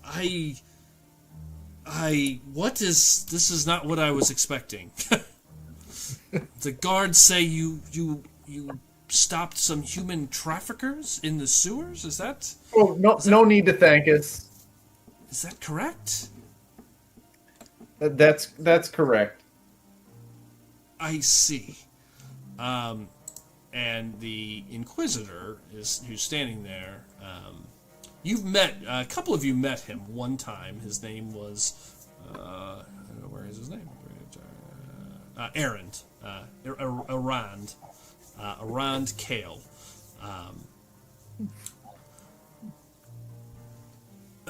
He looks over all of you and her, and looks back at all of you. There are many questions. I had asked to speak with you all in regards to the carpenters, into the missing technician from 2 nights previous. If you'll please accompany me, you'll need to fill me in on exactly what is going on here. Guards, take these men, points to the 4 people bound, to room number 2 for questioning. 2, 3, and 4. Separate them, please. The rest of you, please join me, of course. Valis, please. The guards are going to take your 4 prisoners, and they'll walk into the barracks. You got to get escorted unless someone stops. You get escorted down a small hallway to the left. So you can see lots of rooms on either side. You've been in here before. They're like some sort of, like interview rooms. They walk you into one as a group. Valis goes in there first, and then, kind of motions for you all to come in. It's a nice area. A couple of drinks on the table, like a pitcher of water, a little basket of fruit. The others are moved into rooms across the hall, and Arand just sort of kind of pokes his head in for a moment. I'll be right with you. Closes the door, leaving you all in this room together for a moment with Valis, and he steps away. Thank you for coming. This was unexpected, she would say, but this is a first for me. I'm usually involved in civil things, not usually kidnapping and human trafficking. I'm not sure if I can help you much. Not civil behavior one bit. No, this I agree with, but... We still get our permits, too, for the bar, so that's why we're kind of here for, too. I see. Well, I'm happy to help we with any of that. Just trying to tie up a bunch of side quests. And we needed somebody, we could trust for all of it. Well, of course. Is there any questions you have before you meet with the Inquisitor? Otherwise, I will, if there's something you shouldn't answer, I will try to interrupt. I am here as your personal advocate. Do you have any questions for me? Yeah. How long will somebody go to prison if they killed 2 people and also trafficked many people? For a crime like that, they would most likely... We didn't know that, by the way. I assumed. The sentence for murder is death. Hanging. That sounds appropriate. Is there anything else I can answer for you before the Inquisitor arrives? Raise my hand. Yes. And she bows to What you. is an... Oh, bow to her. I'm also very low already, but still give her a bow. I'm also... I should have said this before. Just know that generally I'm incognito under my jacket, the wing. Yeah. Yeah. You look kind of like a halfling with green hair. Oh, cute. Okay. Ask her, Lady... I forgot what her name was. Valis. Lady Valis, what is an advocate? Well, out of game, a lawyer. I am here to ensure you are protected in any of the court proceedings that might occur. I am here to make sure your interests are kept first in mind when dealing with the administrative offices of the Duke or any of the bureaucracy of the kingdom. It's very complicated. Okay, well, you seem very nice. Whip out my notebook. Thank you. As far as she'll unless there's questions, she will address your permits and whatnot question. I did get started on that.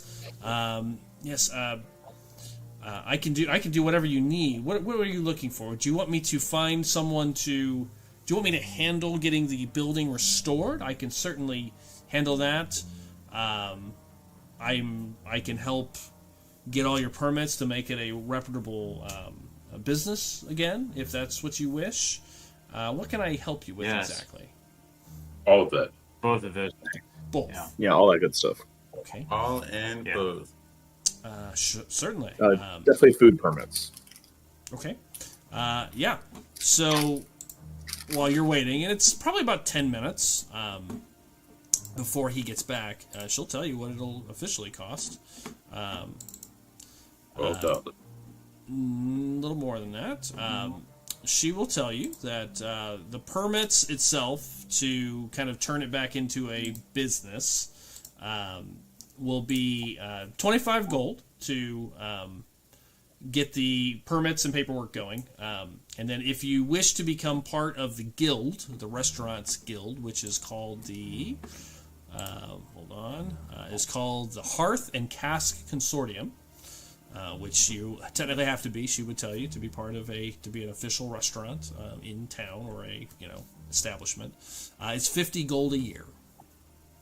So she can start the paperwork for 75 gold, if that's what you wish. And then she can also begin, if you'd like, she has contacts with with all the various guilds. She can get estimates I already gave you the estimates, so we know it's going to be about 250 gold to repair the building.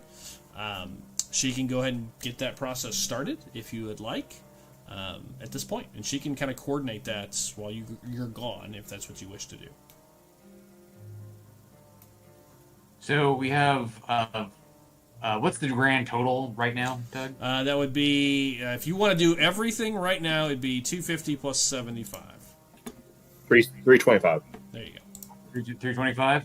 Yep. Go into that purse that I just pulled off of that person, and begin just like counting out all that money. Like, here you go. Oh, well, very good. Yes.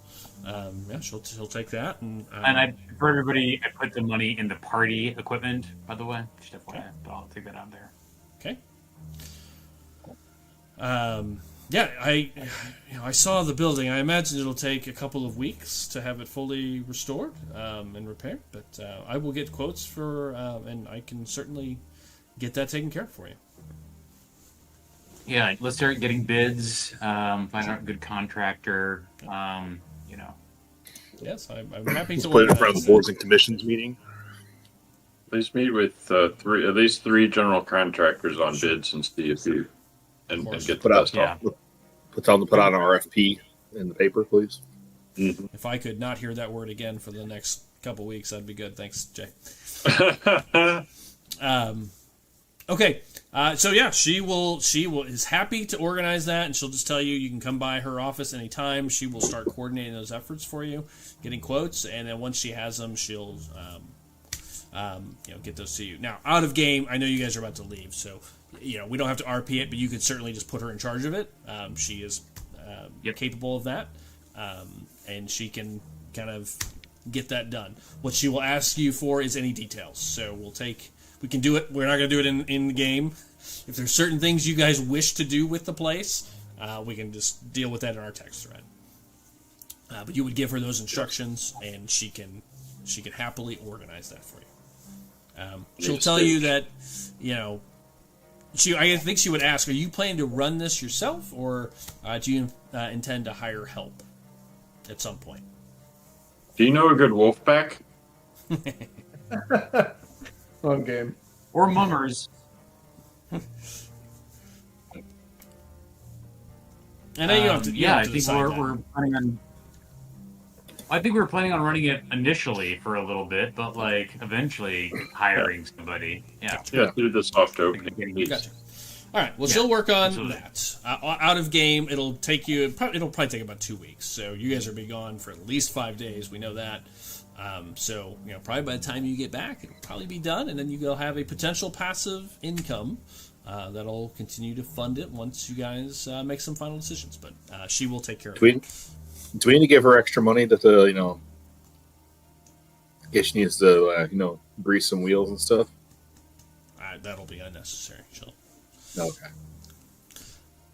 A few moments later, while she's getting all that paperwork stuff, the only thing that she'll need you to do is to fill out a business name, which we will do in a moment. And it may have to be after. She would ask you for the name of the business. But before you can fill that out, there is a knock on the door, and Arand comes back in, closes the door. He's got a notebook in his hand. He goes to the end of the table and takes a seat, opens it. Here we go. So, I had summoned you here for questions regarding, you had reported that someone has gone missing. It was reported yesterday to the Carpenters Guild, a young technician by the name of, sorry, my notes are now 2 months old.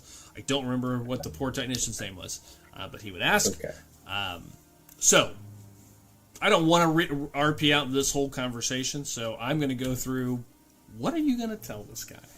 At this point, what's on the table?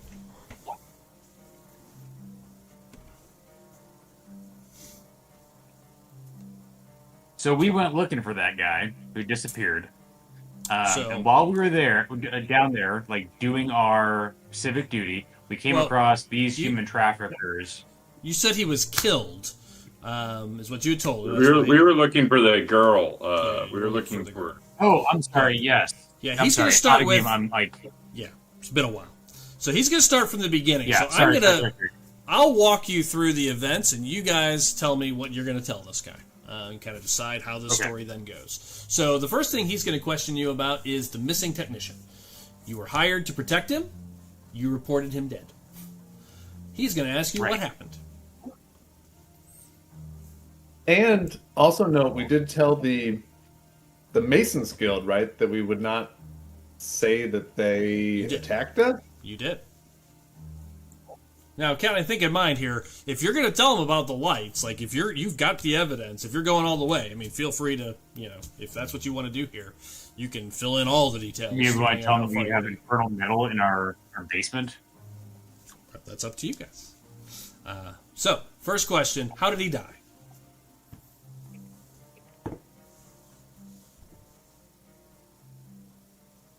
This is the guy that exploded into a demon, correct? Yep, correct. That's the dude. Yep. Well, we could just say that he was killed by a demon. I mean, right? It's true. He was. And connected to From a the certain infernal point of view. metal. I'm going to backpedal for just one moment. I'm going to give you guys a moment as a group. I feel like I'm putting you on the spot. Yeah, I think that's probably wise. So I think I'm going to step back while he was gone, while Valis is... No, can we ask him to leave the room? Yeah, Like, well, just give us 1 second. Like, can We get our stories Well, straight. well, yeah, exactly. That was kind of the point of him leaving in my mind was for you, but then we started talking about the business. So she would take your paperwork, Right. step away. I'm going to go get some stuff filled out. We'll assume a name was inserted for the business name. She'll leave for a couple minutes, giving you privacy here. I think you guys need to decide at this point. What are you planning to tell them? So take a minute before we go to break.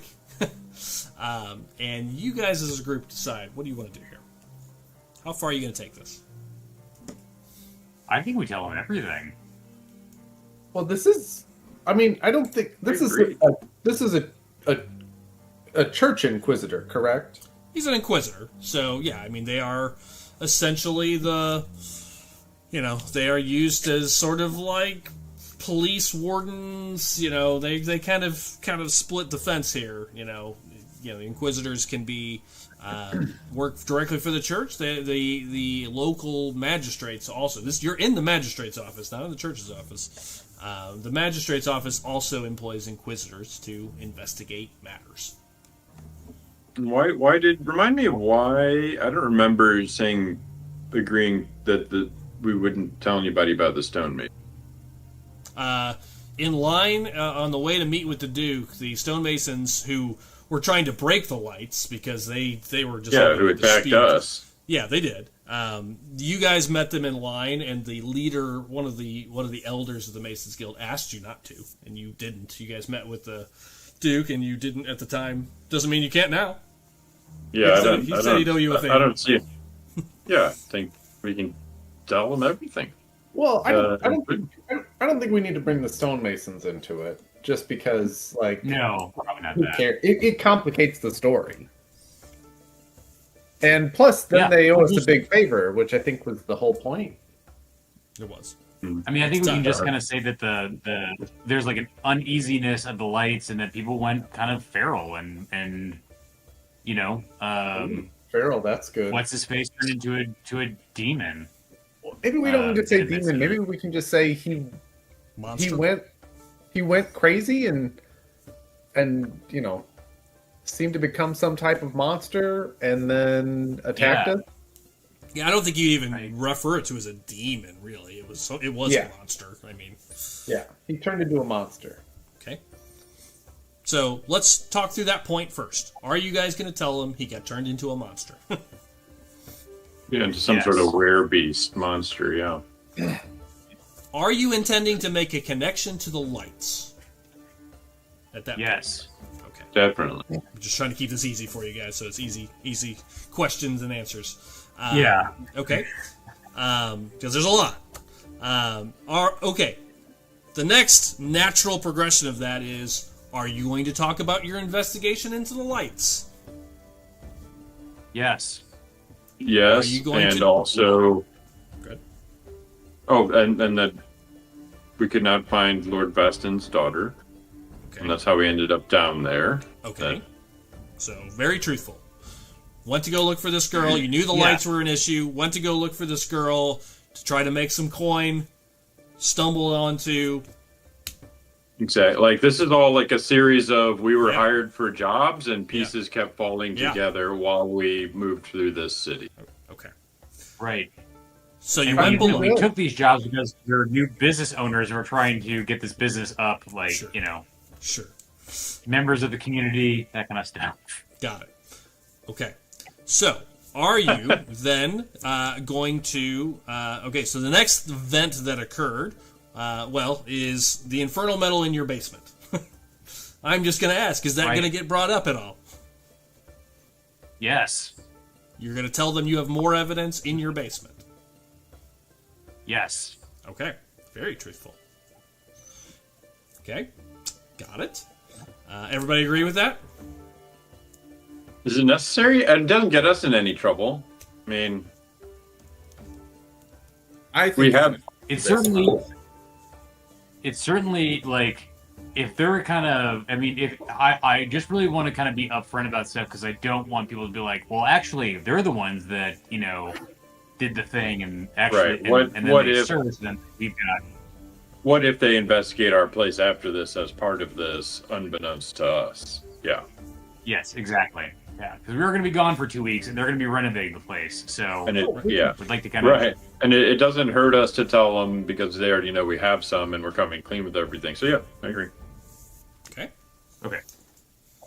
Every decision And I here will explained change that the we story. also that we did take off the infernal metal that we did. So that's why the lights went down. Right. So does Well, that I mean, then? So you yeah. went into the sewers. Are you going again? Going through piece by Right. piece. So you ran into the mercenaries and the cultists. Do you bring up both of those? Right. Yes. Just the cultists, Just the cultists, not the mercenaries. Yep. not the mercenaries, right? Because like those dudes are cool, right? The Yeah, guys yeah, that we yeah. ran into that left. Yeah. Yeah, those guys Yeah, are cool. not- We'll just- Not those mercenaries. Other mercenaries will come into play later. Right. Got it. Okay. So Yeah. cultists found there, infernal metal, destroyed it, creature, everything out the door. Yep. Okay. So basically, the whole truth at this point. Correct. But that we also, and at that point, we had no real evidence of who did this. We didn't want to take any kind of blame for it. We were fortunate, though, enough to find other evidence shortly after that. Mercenaries, contract. Are you going to point the finger at the Carpenters Guild? That's really the final big question for me. Yes, I think so. I think so as well. Okay. For those that played like KOTOR, like it was like you have so much evidence, and like at one point there was like a whole scene in the game where it's like, is it enough to point the finger? You know, I remember when I think it was KOTOR. Like, is it enough to make that final like, yep? Do we know that Cantor is how connected Cantor is to the Carpenters? You don't. Is there a public connection?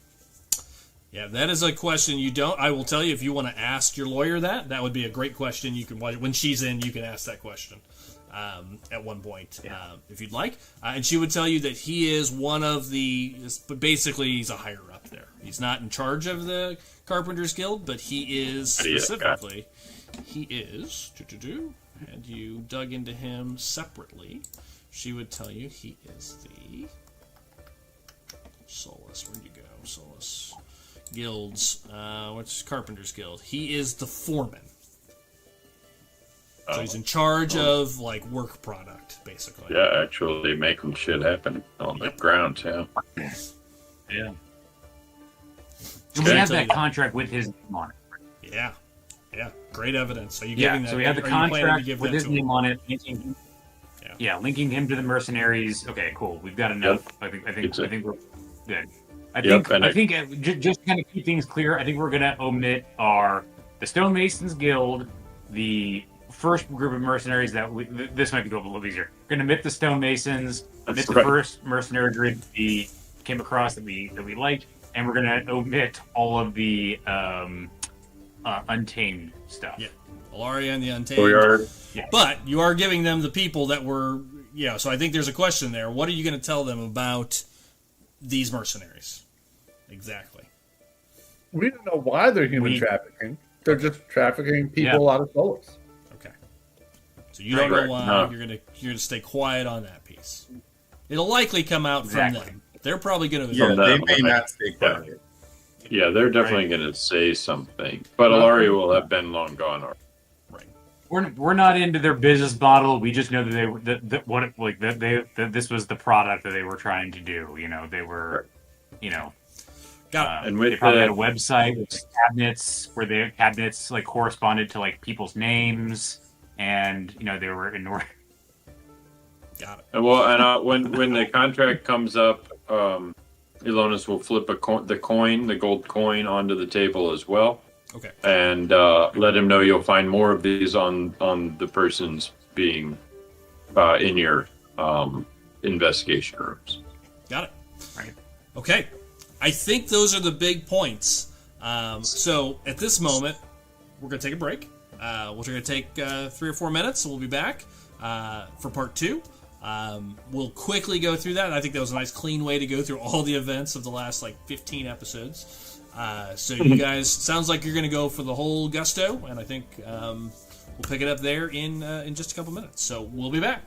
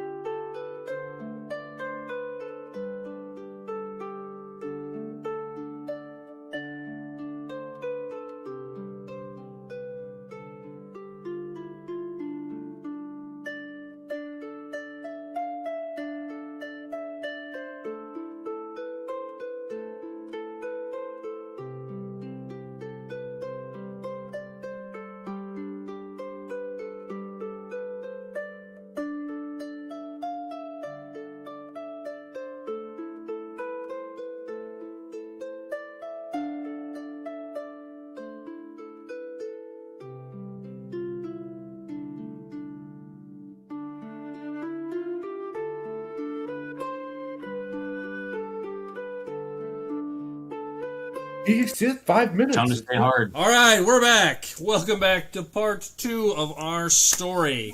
Our adventurers have made their way to the barracks to turn in their guards and ultimately close out a lot of side quests, potentially, as they briefly got their story straight.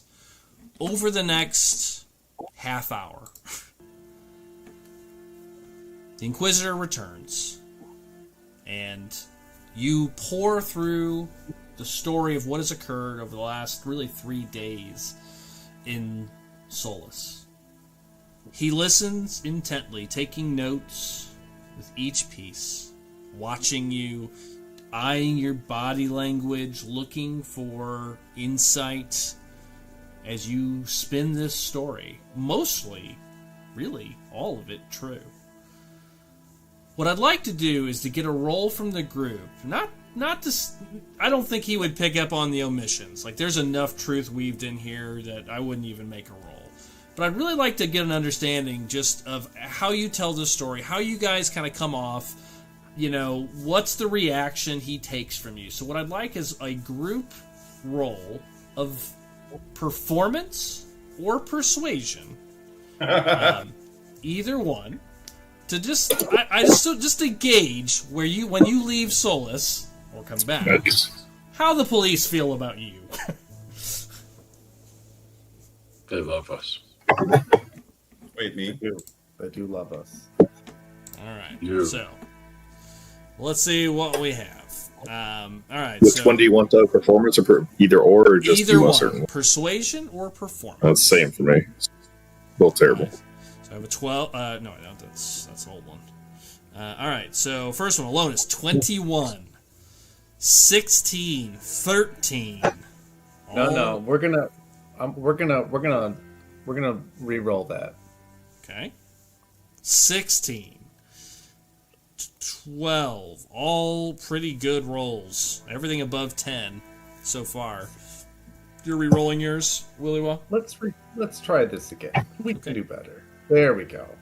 Oh, I got high persuasion too. Oh yeah. I got low persuasion.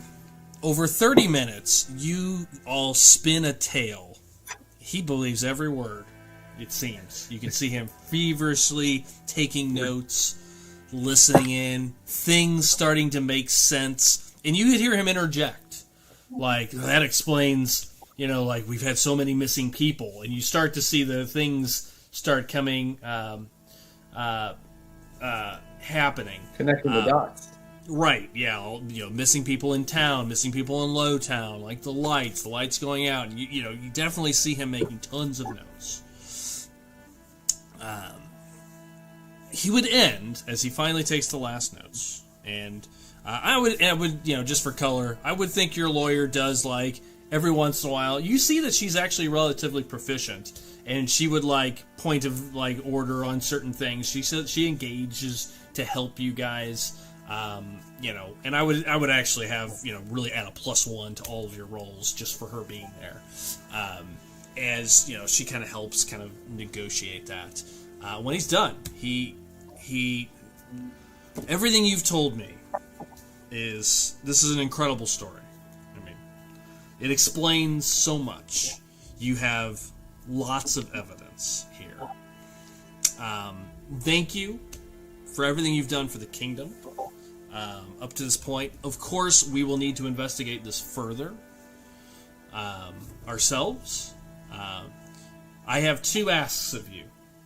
1, do not discuss this with anyone else until our investigation is over. 2, do not take matters into your own hands from this point forward. We will handle... We're actually leaving town right now, so we're gonna... You won't have to worry about us taking... Yeah. Do you expect to be gone long? You made a comment about, you know, I understand you're starting a new business in town. I was there. I understand that you... Are you intending to be gone long? We may need you for, you know, proceedings, you know, court proceedings, once we finish our investigation. To testify. A couple of days. We're actually looking for people to help run our or our bar with for us. Okay. So you'll be back in a few days. Within the week. Normally, I would suggest you not leave town, but an investigation of this level will take probably a couple of weeks. So I think that's acceptable. And because you had such a good reaction from him, which was a risk here, I would say, if that was really bad, you might be like, you should, don't leave town, kind of, law and order statement here. I think instead, I think that'll be okay. You've proven yourselves to the kingdom and North Vale. You've got the Duke's favor, of course. That is fine. Yes, if you can make sure you're back, in the next 7 to 10 days, I think we'll have things wrapped up by then. Most likely. Sounds good. Okay. Well, thank you very much. I am sure, if all of this is true, I am sure we will be meeting with the Duke again, and you have proven yourselves to be valuable, just absolutely valuable members of the City of Solus and Caldesa. So thank you again. He seems very genuine, and again, you guys have a good reaction from him. So with that, we close this chapter. Is there any questions you have for him? No question. But Elonis does speak at the end. These people that we brought in, they were hired hands, but they're still murderers. Oh, I'm fully aware. Please look into that. Make sure that they get the full weight of the law. That was my friend. We don't take too kindly to crime of any kind here in Solus. This is the Beacon of the North, which is one of the names is called by.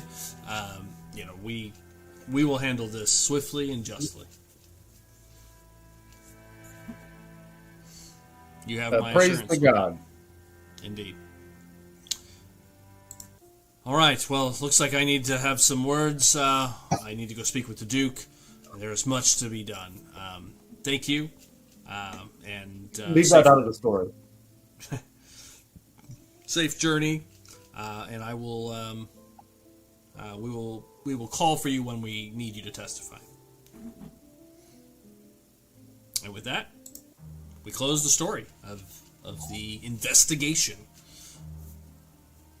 leaving you all done. We do need a name for the business that needs to go on the signed order. She will get everything else going.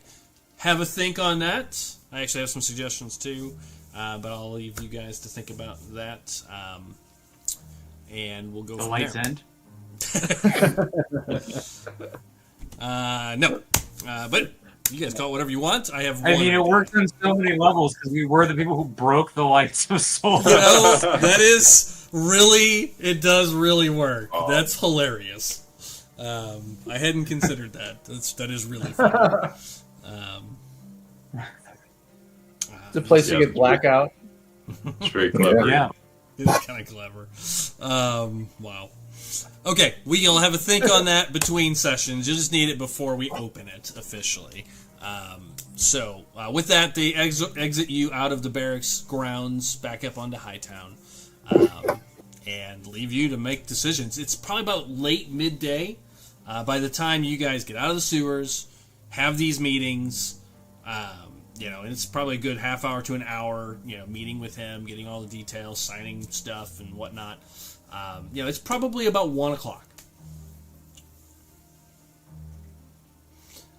For fear of not turning this into a shopping episode, as I said during our break, we're not going to RP out whatever. It sounds like you guys are in a hurry. So we'll kind of cover what other things you want to do in town, high level. And you guys can kind of color out what would you like to do next. We need some new rope because those guys are tied up in it. Before we go, we still have one of the coins, right? Yeah, sure. Yeah, you didn't have to give them. You kept one of them, sure. Okay. Yeah, I gave them one. Make sure. There was two that you had. Yeah. And technically, there was multiple. You guys searched all the bodies, I would assume, so you can have as many of those as you wish. I mean, up to 8. Take 50.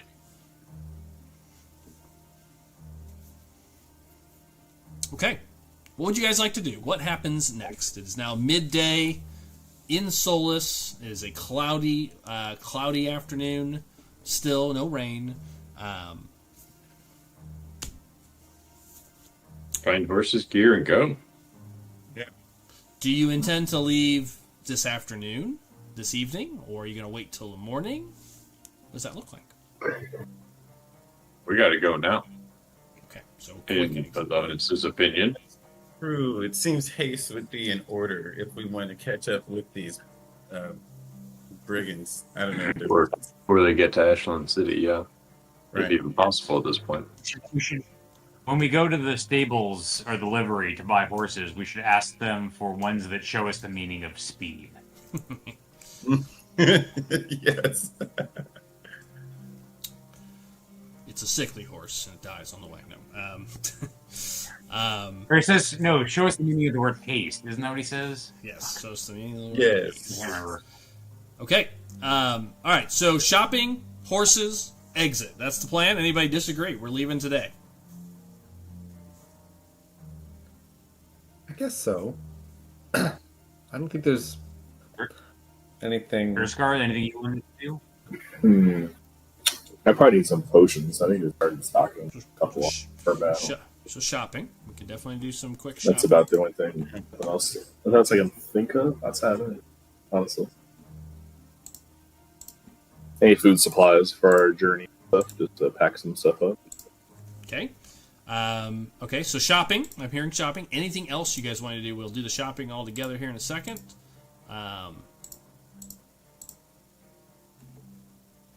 We never did stop and tell that old man that his daughter was dead. Nope, you did not. Would you like to close out that side quest? I don't think I made it onto the side quest list. Or do you even have time for that? That'll take you another half hour. We were gonna. I mean, well, is his house on the latest stables?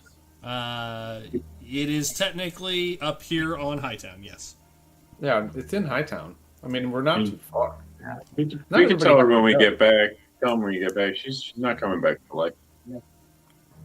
That's terrible. Wait, didn't is she she turn like- into a monster too? Well, you told I assume you told that to the Inquisitor, so, we can assume he'll pass that She message along for turned you. into a monster, right? That was what our findings were. That yeah, she you had believe. also. Yeah, you believe. Yeah, we that. don't have any proof of Yeah. that. You don't have any proof, but that's probably your assumption. The assumption, yeah. Let's go with that. Yeah. Okay. So yeah, the Inquisitor can handle that for you. I know you're in a hurry, so I won't nickel and dime you on time on that, unless you want to go meet with the guy. No, I really hope, like, as we're on our way out of the Inquisitor's office, we're like, oh, hey, by the way, can you tell this guy that his daughter died? Bye. I think he would tell you. He'll close the door on that one for you. Okay. Although I do get the feeling that Willy Waw enjoys giving back, so maybe that's why. I do want to. I do want to direct the finger at the circus at some way. Okay, yeah, let's talk about the circus. That's another open item here. If there's conversation to be had about that, now's a great time to close out anything you guys want to close out here. Oh yeah, which I've only heard briefly about, and I'm somewhat excited. Don't let me rush you. You guys have plenty of time. I mean, you have time to discuss next moves as you're walking around town. Joel, are you saying you wanted to say something to the Inquisitor before we left about it? We don't. Yeah, I was gonna say we don't have time to go. But throw them in there. Just like throw them under the bus in Northvale. some way so they get investigated. What would you tell them? Yeah, you can just give me a high level. You have no evidence at all. No, I don't want to give any evidence, but I do want to breadcrumb, almost like a name drop in our story. Okay. Of overhearing, rumors. Okay. That they, were somehow connected to it all, basically. Okay. No official pointing a finger, just some maybe check them out. We heard some things. And you rolled a 22 on your persuasion check. I just went back to look. So I'd say with that, there's enough there that there's no discernible lie. Just sort of a, he'll put it in his notes for sure. Nice. Okay, done. And it also does connect as well because like they were just in North Vale where there was an incident. Now there's an incident here. They're here again. Circumstantial. Sure. There, yeah. I just want to give them some trouble while we're gone. Yeah, of course. I like it. Okay, you put that in the notes. I will add that to my notes for the Inquisitor. No problem. Anything else you guys want to do besides shopping? Before you head out. I can't think of anything else that's like so immediate we would need to address it. Did I leave the stove on? There is no stove. Oh. Well, not a working stove, so you're good. Oh. Okay. What kind of shopping would you like to do? I mean, there is a bunch of shops. You guys did not really explore Solus. Is there anything? Do you want to take the time to go window shopping, or are you looking for just the basics and go? Erskar, you're the one to shop most. Food. I just need food, and then I just need some potions. I guess just like. You want to find like an alchemist? Yeah, very much. Yeah. Okay. Let's see what they got. Yeah. Potion wise, I mean. Yeah, there was. You would know, and it's right on the way out of town. There was a magic item shop right in the main shop district, right by the gate, called Ember and Ash. You could certainly check out. Okay. If you want to go with me, you're more than welcome to, but I'll do a quick run over there. Okay. And then the other... Aerith money? Yeah, whatever gold you have, it spends. May not be from this town, but gold is gold. You know, it spends. Okay, cool. You might get some weird looks about where it came from, but at the end of the day, that's still worth it. easy enough. Feywild gold. I would say it's probably from Aerith. Like, it probably gets into the Feywild. You know, people do come and go, you know, not a lot, but you know, you were able to be given with some equipment to go into the world with. Cool. I'll go with Erskar. Okay. I assume the whole group is just kind of quickly shopping and going here. There is also a stable if you want to buy horses or rent horses. There are probably two options, up to you guys. You love horses. That are available. If your goal is to try to surpass them, and now you can try to surpass them on foot. You know, we could do a Lord of the Rings sprinting marathon for sure. You know, it's really a question of where the con saves are going to come from for getting tired and exhausted. Your horses or you, as we go. So horses are technically a little faster. We could ride you. We could ride you. Whoa, buddy. The Ember and Ash is a small store, and again, I'm not going to RP out the whole conversation. It is a small little magic shop near the market district that sells old trinkets that are found throughout the world. Remember, most magic items are considered relics in this world because they don't make new magic items. These are all from olden days during the first couple of ages that they're kind of found. I will tell you, since you're coming in, I will tell you everything that is there because it doesn't take you any extra time. Every shop you go to will add time to your tracking of trying to catch these guys. But the Ember and Ash has a number of things. It does have potions, Jay. So I'll start with they have 4 potions for sale there. A potion of vitality, which gives you 10 temporary hit points once you drink it. They have 2 regular potions of healing and 1 greater potion of healing. Okay. They have the following other items as you guys quickly glance through the shop looking for healing potions. They have a scroll of elemental ward, which will essentially allow you to take resistance to a type of element for an hour. They have a very nice looking magical short sword. They have a scroll of darkness. They have a magical necklace of night vision. That's actually has a moon on it, Joel, just as a warning. So does mine. They have a classic from our last game, a wyvern studded armor, made from wyvern hide. They have a pair of two pairs of. Oh, I see. Can read my own notes there. Two different pairs of magical boots. They have a magical dagger, a pair of magical rings, and a nice-looking lantern.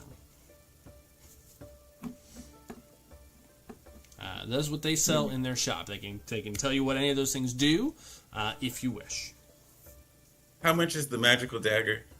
The magical dagger is for you guys. You guys get a discount because you guys have renown at this point in the game. In this, Any buy one get any BOGOs? No, it would be.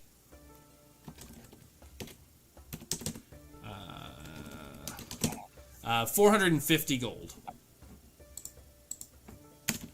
It is a magical dagger. It's a +1 dagger that comes back to you when thrown. Ooh. We like that. Now, keep in mind, you got that true silver sword you can trade in, too.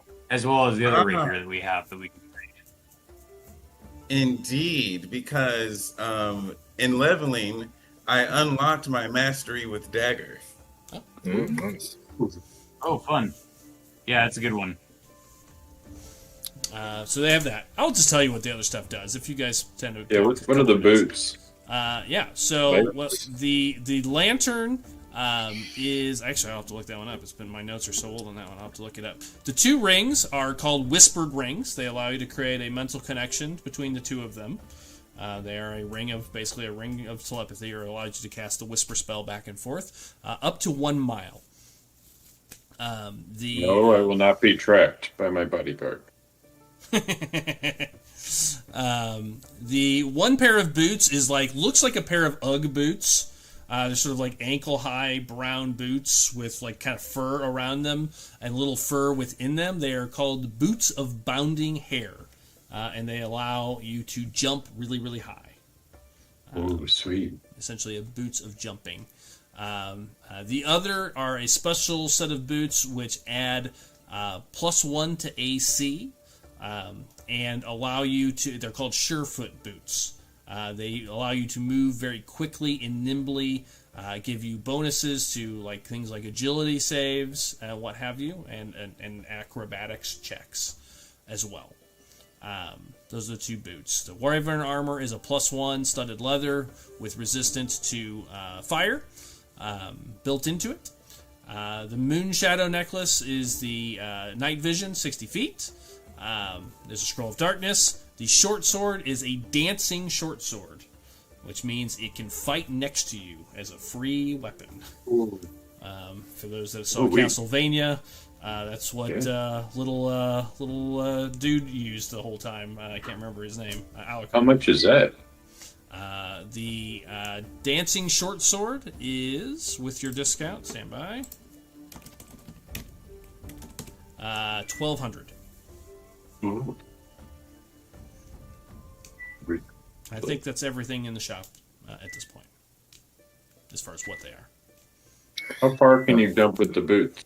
Sorry, Jay. You're fine. The boots basically will allow you to cast the jump spell 3 times a day, which I think doubles or triples your jump height. I don't remember what jump does. Jump 5e. Let me look real quick. Jump. No, not that. I need the jump spell, Doug, not the jump skill.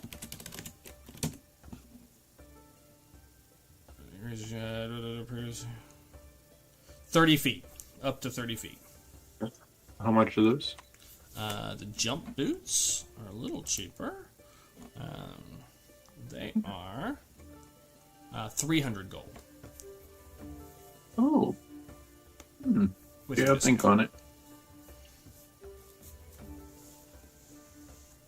The price of the 3 healing potions, and then what was the price? And then the price of the night vision thing, please. Sure. The night vision necklace. I knew that would get your attention. Would be 350. Save Drew some spell slots. 350. And then if I get that's just for the necklace and that's the the potions necklace. mixed in. Yeah, The potions then, please. Potions. The greater is 80. The regulars you'll get for 30 apiece here in town. Can I talk him into doing all of it for 400? Persuasion roll? Give me a persuasion roll. Yeah. Yeah, I figured I'd try. I'll help him, Doug. Can I help on persuasion roll? Sure. Yeah. Like, come on. We're heroes. Look at us. Look at me. I'm a bear. I'm kind of factoring in the discount already, but because you guys are super heroes. No. 12. 12. No. Nah. He's already giving you a 20% discount. Oh, no. Okay. Very So how good. much is that then? Let's see. 30, 30, 60, 140 to 490. I had 460. Well, 30, 30, 80. At least 60 plus 80 will be 140 plus 350 be 490. Okay, maybe I typed something wrong on my little calculator. It's very possible. I'll take 460 though, since you said it. 475, best offer. Okay, deal. A little haggling. Okay, so you're taking the greater. Is that wyvern armor? Sorry, go ahead. Oh, so that's a greater and 2 regulars. Yep. Plus Thank a you. moon shadow necklace that will give you 60 foot of night vision. I'll have to make it. You will have to attune to it. I'll write it down just so we'll get it next time. Yep. I'm putting it on my board of things to go build in D&D Beyond right now. Got it. 600 feet. 60. Love it. Okay. All right, Drew, you had a question? Yeah, sorry, I didn't mean. Jay, are you done? 100% done. All you guys. Okay. Is that wyvern armor the same thing that Isaac was wearing? I don't know if it was the same thing Isaac was wearing. It is a +1 studded leather, and it gives fire resistance. I'll have to make it. I'll probably have to make it, like all things. But Yeah, can I trade out my +1 studded leather for that and get a discount? you have a +1 studded leather already. I do have +1 studded leather. Okay, let me pull up what I can give you for that real quick.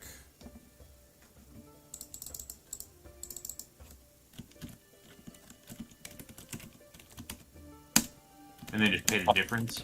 Sure, I will take a look, see what he'll give you for it. I gotta pull it up real fast. Wasn't prepared for that right offhand, but it's fine. I got it right here. Tools, here they are. I use a website for this. Whoever made this site is great. Price check. Thank you. Is it called Price Check? Is that the name of the website, or do you plug it?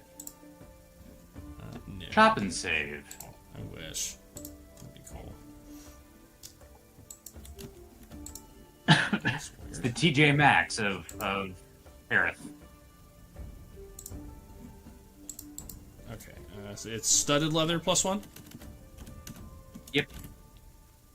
+1 So studded basically, I'm just going to get fire resistance. I don't Sure. think it's going to do anything else. Yeah, used studded leather. Yeah, it would cost about. He would give you for the used armor about 500 for it. Okay. So, and the wyvern armor is 800 with your discount. So that'd be 300 gold.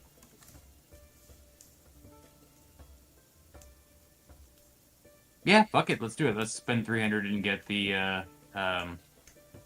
Okay. I owe you The some fire wyvern armor. I will get it on your sheet between games. All right. I will leave my studded leather armor on right now because it's not that way. Because I just Yep. still be the same AC. Yep. Got it. Anybody else want anything to shop for? Yeah, I'm gonna take the. Real quick, well, doesn't true silver do some kind of special damage to certain monsters? Undead. Certain monsters will be potentially more damaged by it. Certain things will not have resistance because it's true silver. Your current rapier is technically qualifies because it's a magic item. You already have a +1 magic sword. Oh, great! Yeah, So I was just curious. It is technically made out of pure silver before it gets magified. That's brilliant. Hey, old timer, how much you want for this rapier? You want to sell it, the silver one? Yeah. 150. 150. Look over at Urskar in the shop. Urskar, as a warrior, I think you can understand my need for this dagger. I require more gold. Well, you owe me a debt then, a life debt. No, maybe life means something different in your language. But how about a regular debt? Can we call it that? How about just debt? How much do you need? How much do you require? 350. Well, 250 if I sell the rapier. I only came here with 100 gold. Yes, it's because I gave you 2 magic items to start, so you didn't have to go buy stuff. To be fair, you're wealthier than us. Yeah. Okay, touche. I still want it. Well, hey, please. Well, since you are helping protect Alonus, I can give you the money. Friend. And consider it. I'll throw in 50 gold for being in my service.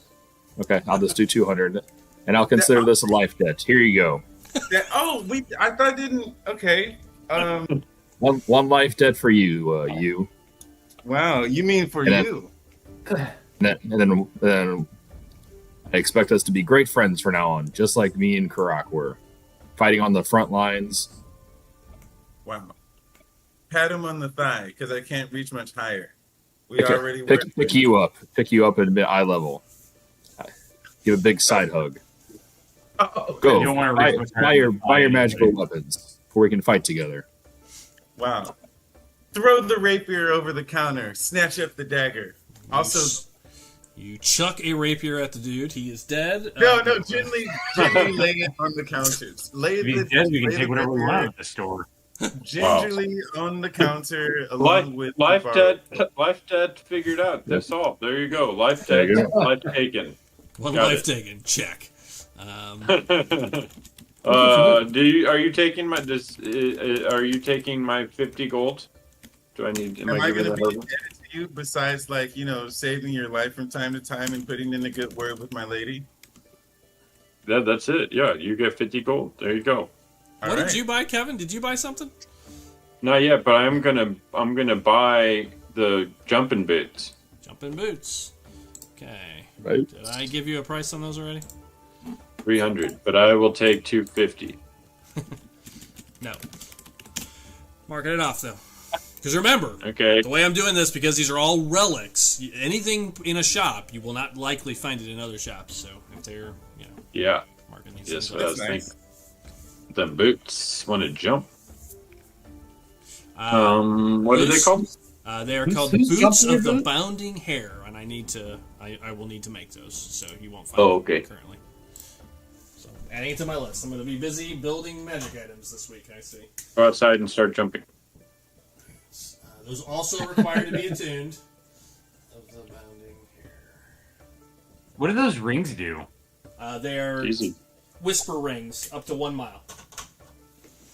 Oh, so you can talk to one person, one-on-one. Walkie-talkies. Walkie-talkies. Yep. Makes it easy to attune. What was that? Does the dagger have a name? It will. It is called the Embering Dagger. Sort of like boomerang, but emberang. And what I didn't tell you is when you throw it, you can have it be thrown as a dagger, or you can switch the damage type to fire. because it'll be a kind of like a blade of flame when you throw it. Wow. Okay. I'll let you do that. Okay. Yep, that's on my list. You buying that as well? I think it would like. I think it likes to go by the name of Frank. Yeah, we're Frank. You need to stop naming my things and my person. True. This is what happens. This is what happens when we don't have a shopping episode for 1 year. It's just really what this is. We've been playing for 1 year and we haven't bought shit. Well, we also never get paid for anything we do. It's true. It was all IOUs. We went to do a job to make money, and the girl's just dead. No one even paid us for anything we did. Yeah, And then all the people we killed don't have any money on them because they're just monsters. that's true. You've got a lot of odds. Oh, Drew picked up 500 gold. Did it go to the team, or did it go to Drew? It's in the team. It went to. It is in the team fund, asshole. I didn't know. Boom, roasted. It paid for all our paperwork for the business. Yeah, and the repairs. Yeah, there's 240 left in the team fund. You're welcome. And mechanically, mechanically, once the bar, if you're making it a true bar, we will roll every week and we'll have income, passive income that'll come in. Nice. That's what we need. Get some rental. Yep. Okay. Anything else? We open up a brothel. We start taking 10% off the top. Okay. Sure. Oh no. Sure. Anything else at the magic shop, or you guys about bought him out? I think but what are the other magic items he has? He's got the whisper rings, the surefoot boots, I gotta mark that one as sold out. The scroll of darkness, the dancing sword, the scroll of elemental ward, and the potion of vitality. That's it. That's the word. Oh yeah. How much is this? How much is the dancing sword? 1,200. 1,200. Dude, it's too much.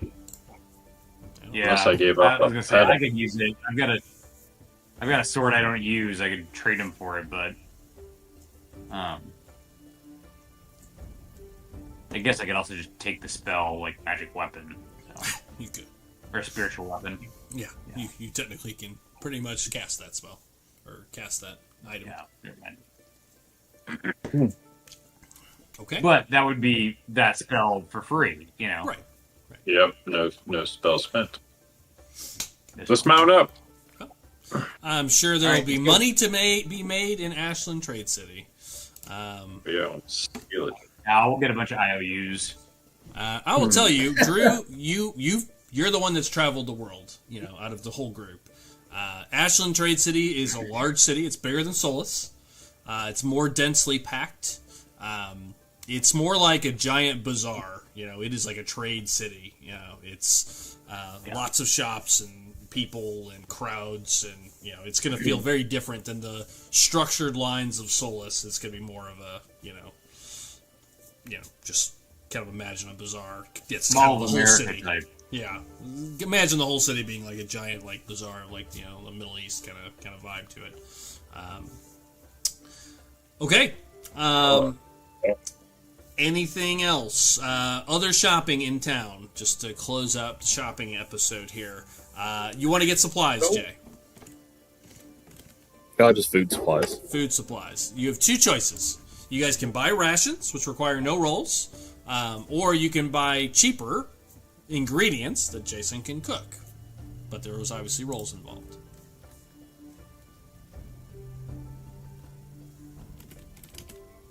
Yeah, I'm down for either. I'll just get the ones where I can cook. You want to get the It's cheaper? a team fund if that's okay. Sure. Yeah. How many days worth of food are you trying to purchase? 5, since that's how long it takes to get there. It's 5 days to get there for sure. You'll be 6 of you traveling, plus food for the horses if you're going to take horses. Got the horses. Yeah. We need the horse. Buy like a fuck ton of lamb bread and let's go. Yeah. 5 days worth, I guess. That's all we need. 5 days worth? Yeah, I think so. Okay. Normally that would mean 30 gold in rations. If you want to just do supplies, it'd be 15 gold. You'll have to make rolls, of course. But 15 gold. Or can I do like half and half? Sure. If you want to do that, let's call it 20 gold to have a couple of days of rations, and then the rest can be supplies. In case I'm incapacitated. In case another of Jason's characters doesn't make it. I'll take the 20 off the team fund if that's okay. Okay. Yeah. All right. And then food for the horses for 5 days, I assume? Yeah. Feed would be... They won't last that long. Oh, what? So I'm just saying something. How many horses are you planning to get? We didn't get to that, so I assume you'll buy that with the horses. The horses they'll sell you food at the stables. So yeah, we'll put all that together. Okay. So that's the last shopping item. Are you guys buying horses, or are you guys gonna do this on foot? Horses. I'll say horses. Fast. You just want me to have to put that poster up that I made that says "When Bards attack with more horsepower," because now you're making that picture come to life. Yes. Okay, so horses. You want to buy? How many horses are we talking? The guy had 2, right? He has 2, So we yep. need 4. You'll need to ride back with kids on at least 2 of them. Well, we won't be in any sort of haste on the way back. I mean, if you're trying to ride fast, you put 2 people on horses, that will make the roll much more difficult, right? Yeah. If it's We carrying need 2 6 people, horses total. you want to get 4 more horses. So you'd need 4 more, yeah. Would you like You to can buy fly. them, or would you like to Steal that. that's an Borrow. option, or do you want to rent them? Let's just rent them. It's rent. Does it Rent to own. come with full insurance with those horses? No. Like, what if the horses No, we'll don't just get come liability and impact. Yeah, if they die, you have to buy them. I mean, unless you don't come back to town. So. What am I going to do with a dead horse? I mean, why do I have to buy them? To buy 4 horses would be 200 gold total for the 4 horses. If you wish to rent them, basically, let's just assume it'll be about half that. Well, let's think about this for a moment. I think I just need a pony, but maybe they can't run as fast. Yeah, they wouldn't be able to run quite as fast. Yeah, The miniature horse. a little miniature horse or a kid's party pony. It's gonna. You can look- ride. You can ride on mine. Oh, that's fun. I'm very light. Vaguely. And you can use your wings to help propel it forward faster. No, That's no, what they're for. no, That's yeah. no. Yeah, you could grab the horse like No. a barrel and then use your wings and turn it into a flying Pegasus. Dual tap. No. Yeah, it's true. A horse doing With that. Optimus Yeah. Prime with jet stream. Okay, so 200 gold. let's just buy them then. 200 gold to buy 4 horses. You can always try to sell them back if you don't want to rent out. Yeah, buy them. Buy them for sure. Buy 'em. Only half. Yeah. Okay, and then for feed for 6 horses, we said it's probably 3 days, 3 to 4 days for riding. That's Yeah. going to be 6 times 4. That'll be another. Let's just call it 25 gold. All in, so 225. 220. Just the right amount in the party fund. Oh, is it? Just about right. Who's got it? Who's can mark it off? Yeah, I think there's 240 in the party. Okay, somebody mark it off, please. Duke. Okay. Thank you, Drew. Shopping finished? Question mark. Doug, go buy some plate mail.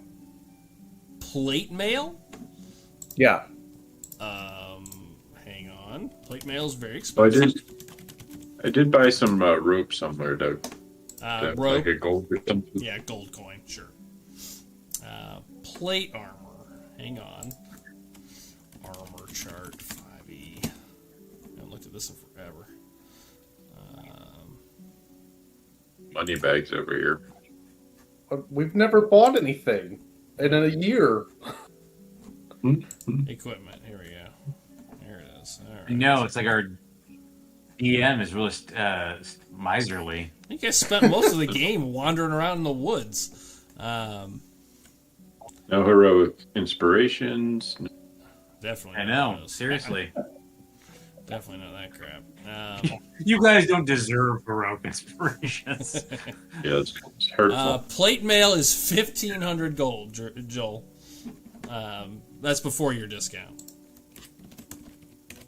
So 1,200 for plate mail, for full plate. Tell him I'll give him 1,100. I'll give you one more persuasion check to try to see Oh. if you can get a slightly bigger discount. Or you can have my old armor. I got 19. 19. Yeah, being who you guys are, yeah, I'll do 1,100. Sold. Okay, that is full plate.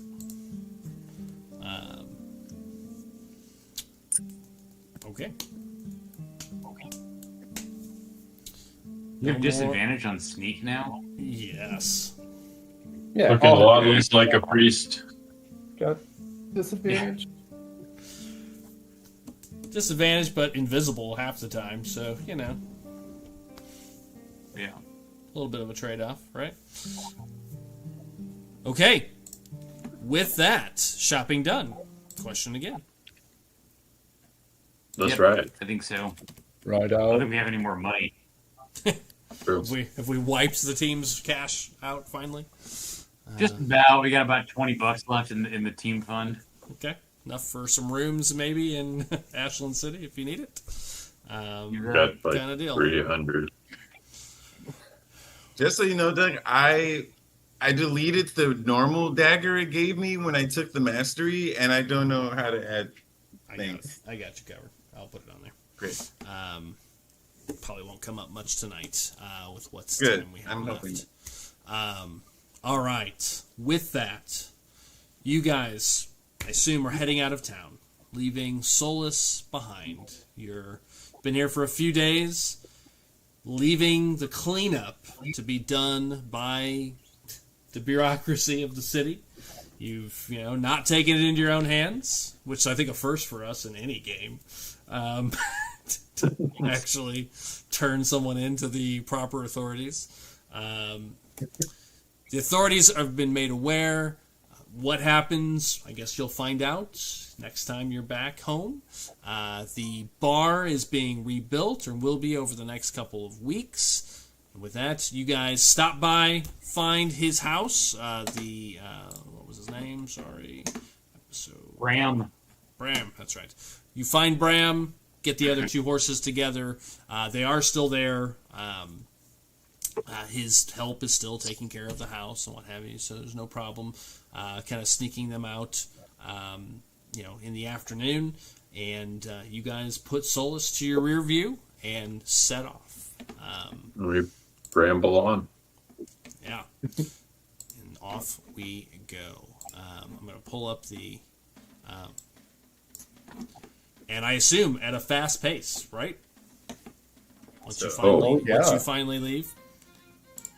Yeah, quick. You guys, and I've brought the map up for a picture of kind of what this looks like. You're heading west of Solus. Some reminders of what's around you. You know that the plague was spreading from somewhere out in the woods of the Whisperwood Forest from the south, so you're not going to be far off from that, Jay, as you guys travel kind of northwest to Ashland Trade City. This whole area is called the Darsham Steppe. It is a flat, mostly flat, high grass, area. a couple rolling hills here and there, and it is just it's just a flat plain with just the occasional hills as you travel. Perfect. And I will color this out as you guys set off late that afternoon. A little bit of chase music behind. The 6 horses go racing away. All right. And pace is full speed. I want to be clear about what we're going to be rolling for these poor horses. Full. Okay. Horses can handle it. Sure. Maybe. We'll find out. All right.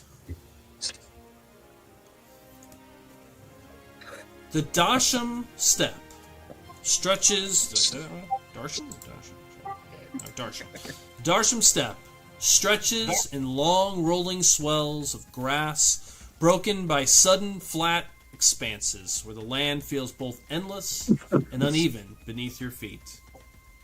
To the northwest, you can just make out the peaks of the Dragon's Teeth Mountains, kind of off to the to your right as you're riding away. Giant black and brown snow-capped mountains that you guys can see just in the distance, just kind of dotting the horizon. From there, what seems like an endless wind that pours down in restless waves. As you guys are riding down through the steppe, there's just wind constantly. The whole area is kind of like a 10 to 15 mile per hour breeze that's just always blowing as you guys kind of get further from Solus, kind of pushing and wrestling the grass as you're riding. And you kind of imagine as these 6 horses are just full speed ahead, you just see this wind kind of gusting around you all in all directions. It really kind of funnels down from the mountains through the hills, kind of finds like little areas, almost as if the land itself was shaped to kind of carry the wind from the mountains. And this whole area, just over the next couple of days, as I describe this, kind of imagine it's always windy, and always will be while you're on the steppe, unless I say otherwise. It is just a very, very breezy place. You guys travel for the first, really about 3-4 hours. The horses full speed ahead, trying to gain on these folks, trying to catch them on the way to Ashland City. We see montages of these 6 horses racing along, trying to catch up. Various scenes with different people in front and back as the horses try to maintain speed. After the first 4 hours, you can really travel for about 8 to 10 hours a day. The horses will have to have some rest. Those estimates were based on an 8 to 10 hour travel day. But after the first 4 hours, I need you guys to each make, for your horse, a con save, essentially. So it's just going to be a d20. I'm going to pull up the stats for a horse. You guys can pick what your horses look like.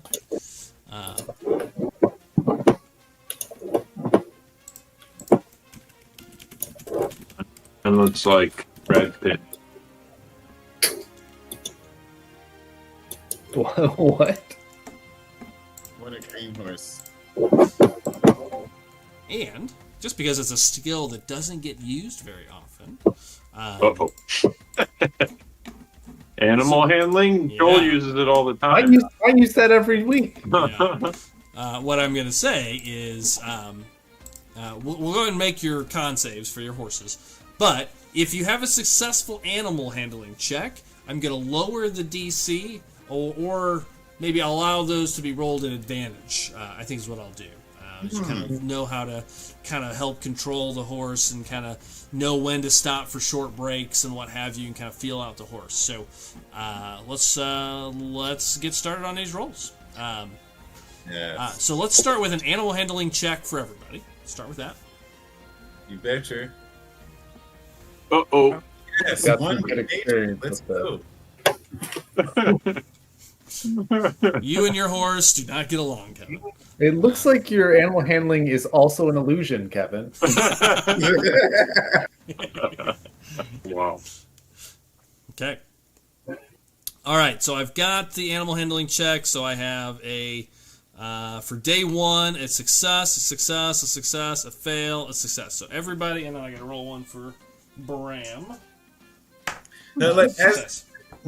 as we're riding, try to like match like Alonis's speed and just like, no, Alonis, you have to like loosen the reins a little bit. The horse needs to understand that you're with them. Yeah. Oh, wait, time out. You and Alonis are on the same horse, correct? Oh yeah, Alonis. thought So you as were long as one of them No. makes I thought their we were animal buying handling- six. I think that was a joke. If two people are riding on a horse, Okay. these rolls will be much higher because they, carrying two people. Oh, Much more. okay. Yeah, I we thought spent the it- money to buy enough horses. Okay, sorry. I was confused. Yeah, I think that was a joke, or at least I took it as a joke. Because at first we had already bought the horses for everybody.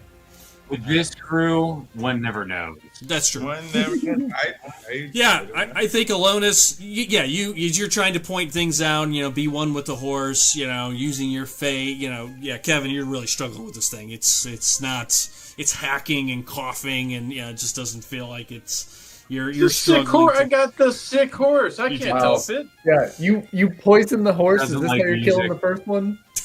Wow. I hope Kevin's dies of a heart attack. That will be great, and just like finish our story. I think we'll end the night on that.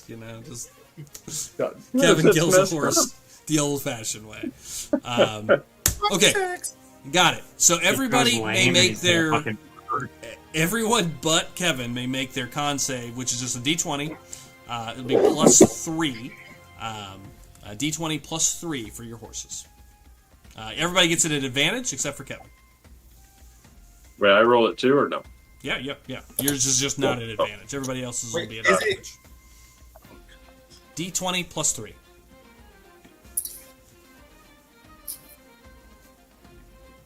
Looking for anything. Oh, okay. Okay, there's all kinds of rolls coming. I gotta see if I can make sense out of them. This is fucking horses. Urskar, did you roll twice, Jay? Because currently that is a Yes. fail. So 8 was the highest? You have advantage. I'll roll twice. No. Yes, Sorry. with advantage. Yep. Sorry, my apologies. No, you're good. There we go. There you go. All right, There you go. Jay, yours is good. Yours is good. Aaron, yours is good. Ilonis is a 2. Got it. So Plus Yeah. 3. Plus So 3. 5. Willie was is fine. Okay, so yeah, you guys ride throughout the first afternoon. It takes about 4 hours, so it's about 4 o'clock. As you guys come and see the first thing, these plains are just endless, as far as you can see in all directions. You see up ahead what looks like some stone structures. And I assume you guys are taking the most direct route, right? North, kind of directly going northwest at a diagonal. Yeah. Okay. Yeah, I mean, best I can. Yeah. Wait, is the bottom of the map north? Yeah. Southwest. Okay. Sorry. Southwest. Sorry. Oh, okay. I really am very, very sleepy. So, yeah, southwest. Yeah, Kevin, your horse is definitely struggling. It's actually going to take 1 level of exhaustion on the first day. Oh, that's not good.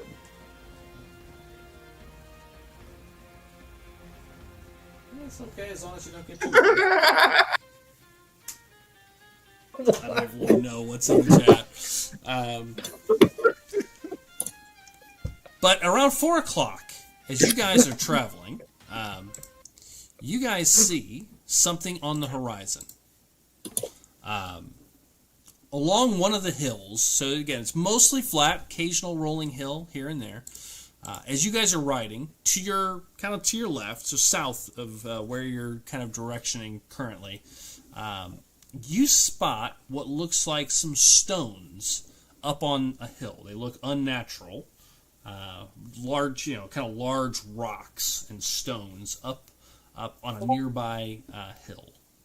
It's about No you know, Karens? 200-300 yards off your current trajectory.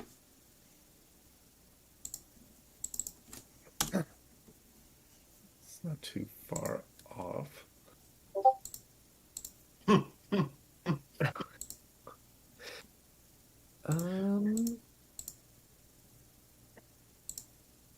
For listeners and D&D players, I pre-rolled all the random encounters to keep things moving for games. They were all pre-written or pre-rolled earlier this evening in prep. What time of day is it, Doug? It's about 4 o'clock. Sun is starting to set. You definitely can travel longer. Again, you can travel for about 8 hours. You'll be able to travel into like the evening if you wish to ride through the night. But yeah, you see this kind of these stone structures. It looks like, a couple of large rocks. Hard to make out from here because it's over the rise. Looks like maybe some stonework, maybe some ruins. Unsure. Karen? Yeah, pretty much. Definitely This not what the we're ones. looking for? No, those are 5 miles outside of Ashland City. But sort of a similar, description, yes. No, we can't fall for it. We got to keep going. Even though my horse seems to be a little ill. It is coughing and hacking, and it's definitely struggling. Doing a lot more than that. Too many carrots. Should we check and see if maybe they stopped here? Or, made camp here their first day?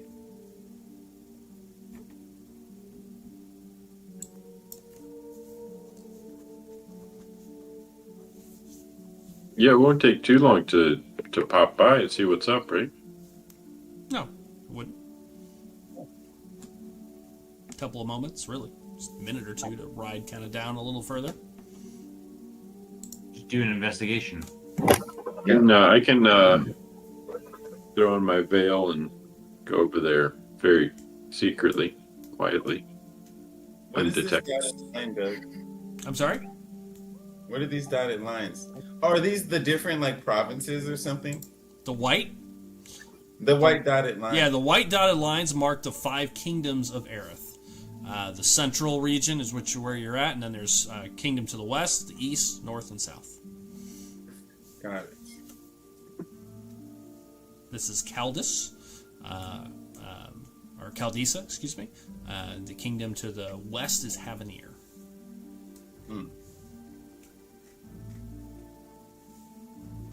Yeah, I say we make a quick little detour, see if we can find, because we don't want to overshoot our target as well. No. We expect them to be going slow. True. Or do we want to overshoot and ambush them? Maybe, but we're thinking that we're at least, 2 days behind. 2 days behind, yeah. They should be considerably further. If they were even at a casual pace. Unless they purposely stopped. Right. So they could have. And at that point, we could make a decision on whether or not we ambush them in the future or what. No. Yeah. But presumably we're far out from that. Good thing. Do you want me to? Do you guys want me to just sneak on up there? I can go invisible, and no one will notice. Just to check to see what's up there. Be careful, Lonus. Sneaking out by yourself. Be fine. Won't even see me. Do a side glance at Urskar. While it is a little irresponsible to do it by yourself, it is a good idea. Willywall and I can do it together. And I think it's good that you have somebody next to your side that's invisible. There's no shadows and no trees to even to turn invisible. Is this the daytime still? Yeah, I don't know what he's talking about. Yeah. Or just sit under the horse in the shadow. No. Yeah, just like a pony walking around. No one will even know that it's limping pony. Yeah, just hang on to the bottom of it. Ooh, that So should be the name of a bar. So what do we want to do? Let's all just do a drive-by real quick on the horses. Yeah. It'll be way easier. All right, so you just want to ride up the hill as a group, kind of ride up and see? Yeah. I mean, this will be not stealthy, obviously. 6 horses is very, very, loud. Okay. You divert about 100 yards, 200 yards south, a little further south from your original kind of trajectory. And as you start riding up the hill, it starts to take shape a little bit more. What you see is a loose circle of broken, weather-worn stones, half sunken into the grass, as if the step has slowly begun to reclaim it. At its center is a singular pillar, kind of a stone pillar that's been smoothed by the winds. You could see that it probably once had writing on it, like carvings, but it's so old as you guys approach. Like the letters have almost been worn by the wind because it's just constantly windy. And as you go up the top of the hill, it's even windier here. Like your cloak kind of gets pushed back. If you're wearing a cloak, your hair is constantly being tousled. It is like a windy, windy day when you go up on top of this hill. There are a couple of stone croppings that are kind of like almost Stonehenge-like that are still on top of each other. Most of them have fallen. One of these Stonehenge-like structures has a number of what looks like wind chimes, and they're making a bunch of noise as you approach them on it. They're barely able to, they almost are constantly up, they're not moving back and forth. They're basically just being pushed by the breeze. And you hear a little clanging of them as you get closer to them. Scattered around the circle are fragments, and as you see this, I think, Drew, you would recognize it. This is an old shrine of some sort. Cracked tiles etched with swirling motifs, worn stone pieces pierced with small holes, and lengths of cord tied between the stones where some sort of offerings probably once hung on some of these other kind of Stonehenge-like structures. At the base of this central pillar is a bowl. Stone bowl. And you can see inside of it, as you kind of come up to this thing, there are coins in it. Coins and knickknacks. Things have been placed in what looks like clearly an offering bowl of some sort. Willy Wah. And as Stop Alonis from sacrificing his horse. No, we need that. Don't. We just bought that. As you get closer, as you roll up here, I assume you're slowing down for a moment to kind of take all this in. It's just basically a loose cropping of giant stones and Stonehenge-like things. A large, almost like a pyramid in the middle is that kind of central stone pillar. Kind of comes to a point, and you can see there used to be writing that's been just worn by the weather, has been long lost.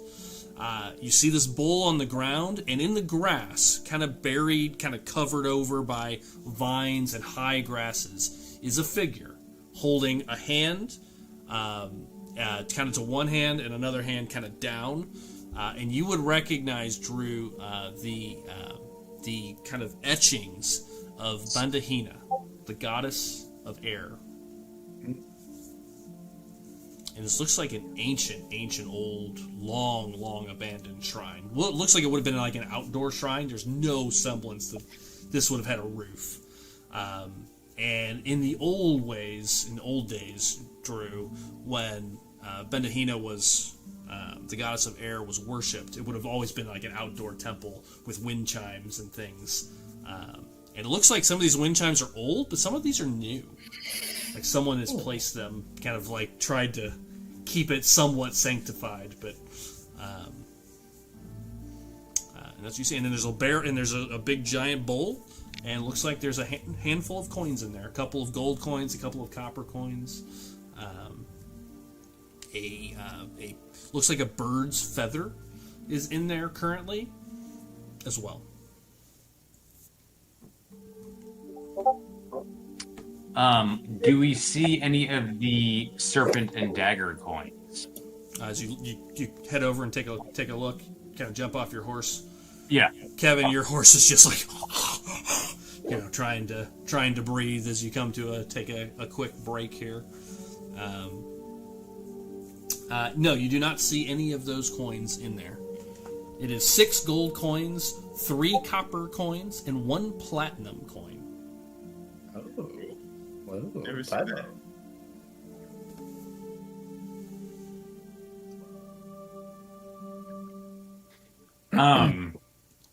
And the wind is just whipping all around you guys. You can actually hear sounds like as it hits certain pieces of the, like when the wind goes just the right way between a bunch of the Stonehenge, like you hear it like whistles, like almost a different sound. It's like the wind is circling this hill, like it's coming from all directions, like constantly shifting.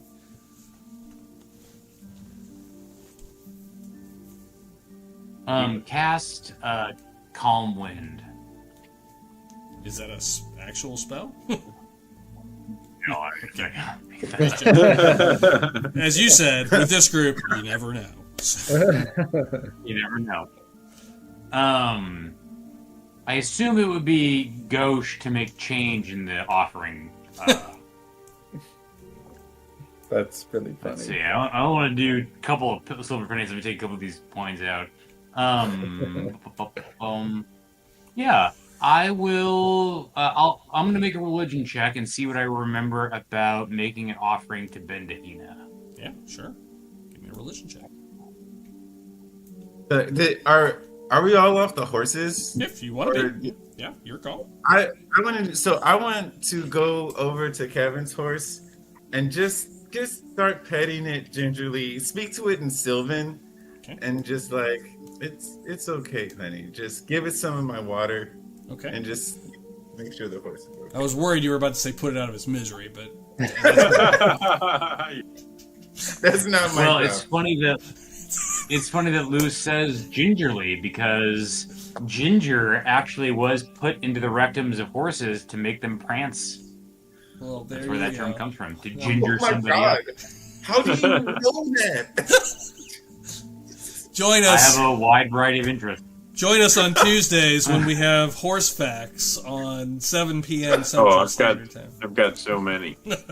Oh my God. Yeah. A special podcast on Spotify. All right. What was your religion check? And Luce, give me. It was a. Good. Oh, it was 13. 13. Luce, give me an animal handling check as well. While you're talking to the horse. With a good enough roll, I might remove 1 level of exhaustion at this level. Okay, no. Well, a 10 is probably not good enough. I won't offer that later. It's early in the journey, so you. Okay. Yeah, this horse is cursed. It ain't me.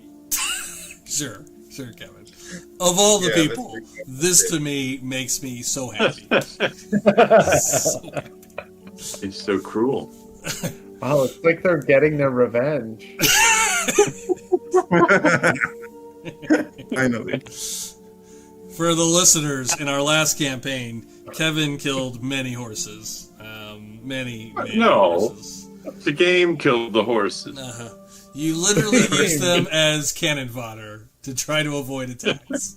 Meat shields. Meat shields, yes. We could not put for Eladris, we could not put the, at the end of credits, no horses were injured in the filming of this. Nope. We couldn't do that. We couldn't. Nope. Hey, one horse decided to sacrifice itself. Sure. It did. Yeah. To help, save others. Mm-hmm. Actually, they all did. So, Yeah. Thank you for the horses. Mm-hmm. 13.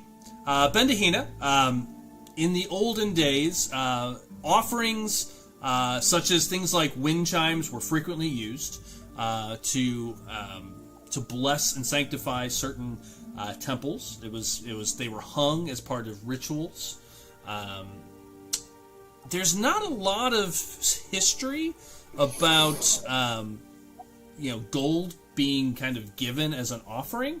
that there's really nothing that you can recall that was like a normal thing. It was more religious, like iconage of things like, again, like wind chimes and feathers.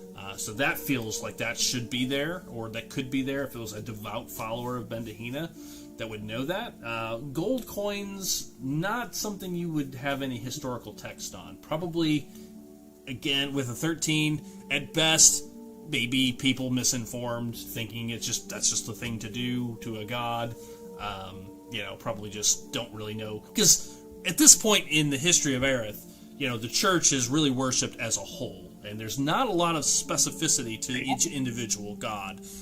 These ancient... this would be like similar to the temple, although that was a much larger underground temple where you found Kevin's sword. This would be one of those older temples or shrines back when they used to, pray to individual gods many, many years ago. Thousands, hundreds and hundreds. I gotcha. Likely somebody just like assumed that was the thing to do and just did it based on what you would know. I was actually, I was like picturing more of like one of those Japanese shrines that you see like on pathways or whatever. Like there's gonna be like one in this series or something. Sure. Okay.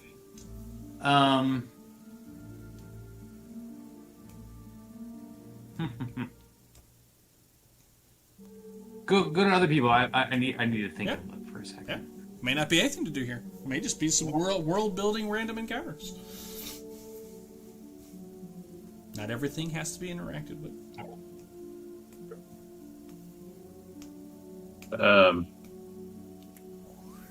Elonis will kind of speak up. We gotta keep going, guys. Hold on a second. Too much time. My horse will be fine. Yes, I know. Okay. The horse, I don't know what's going on, but it's got some foam like around its mouth. Mine's not doing that. It's gonna be like the scene from Hoth. It's just gonna fall over. No. Sylvia here is doing just fine. She'll make it. Don't worry. Okay. Well, I mean, if we need to rest the horses for a moment, this looks like a nice spot.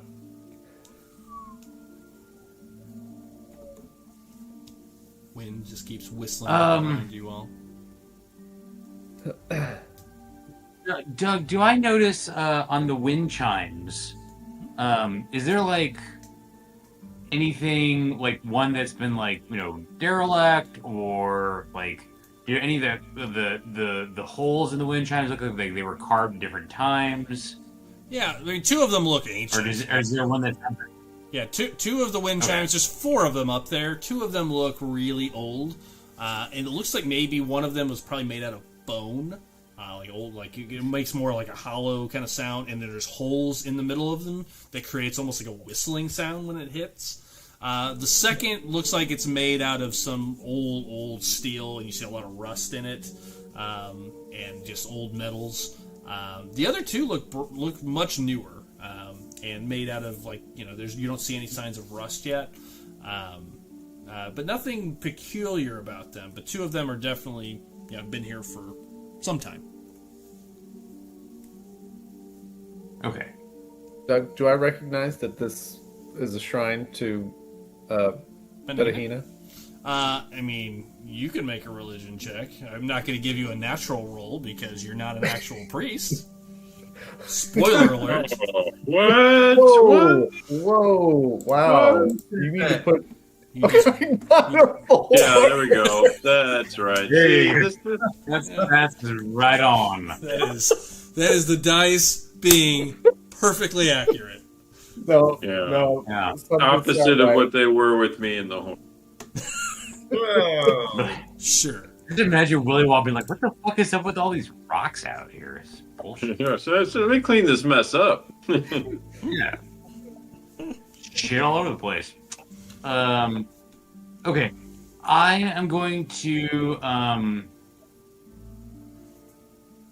take a gold piece, and even though it's not something that's like in the line of Bendahina, like I was looking for, like unless there's like a feather or something else kind of wind-related derelict on the ground. No, unfortunately. Put that into the bowl, and I will, to the best of my knowledge, offer a prayer to Bendahina, Okay. saying, asking Bendahina for swiftness in finding these missing children. Interesting. Place the coin in the jar or in the bowl, and yeah, you say a quick little prayer. You all see. We're about to stop here in a second. You see Aaron. I mean, you don't see this very often as a the actual priest here. Kind of offers some prayers. I assume is it quiet to yourself, Drew, or kind of out loud? It would be just sort of like aloud, but like to the think of it as like Ahmed Falas's like prayer at the end of 13th Warrior. Like it's not really with everybody, but it's just like to the shrine, like in this kind of moment of repose. But it is out loud. It is audible. Regular volume. What do you guys? Regular volume. What do the rest of you guys do when this happens? Kind of our last scene as we get ready to fade to black. What does this look like? I can just imagine this cloudy day on top of this hill with endless plains, wind whipping all around you. You see Aaron for the first time kind of take a solemn moment here, set a coin down and start to pray. What are the rest of you doing when he does this?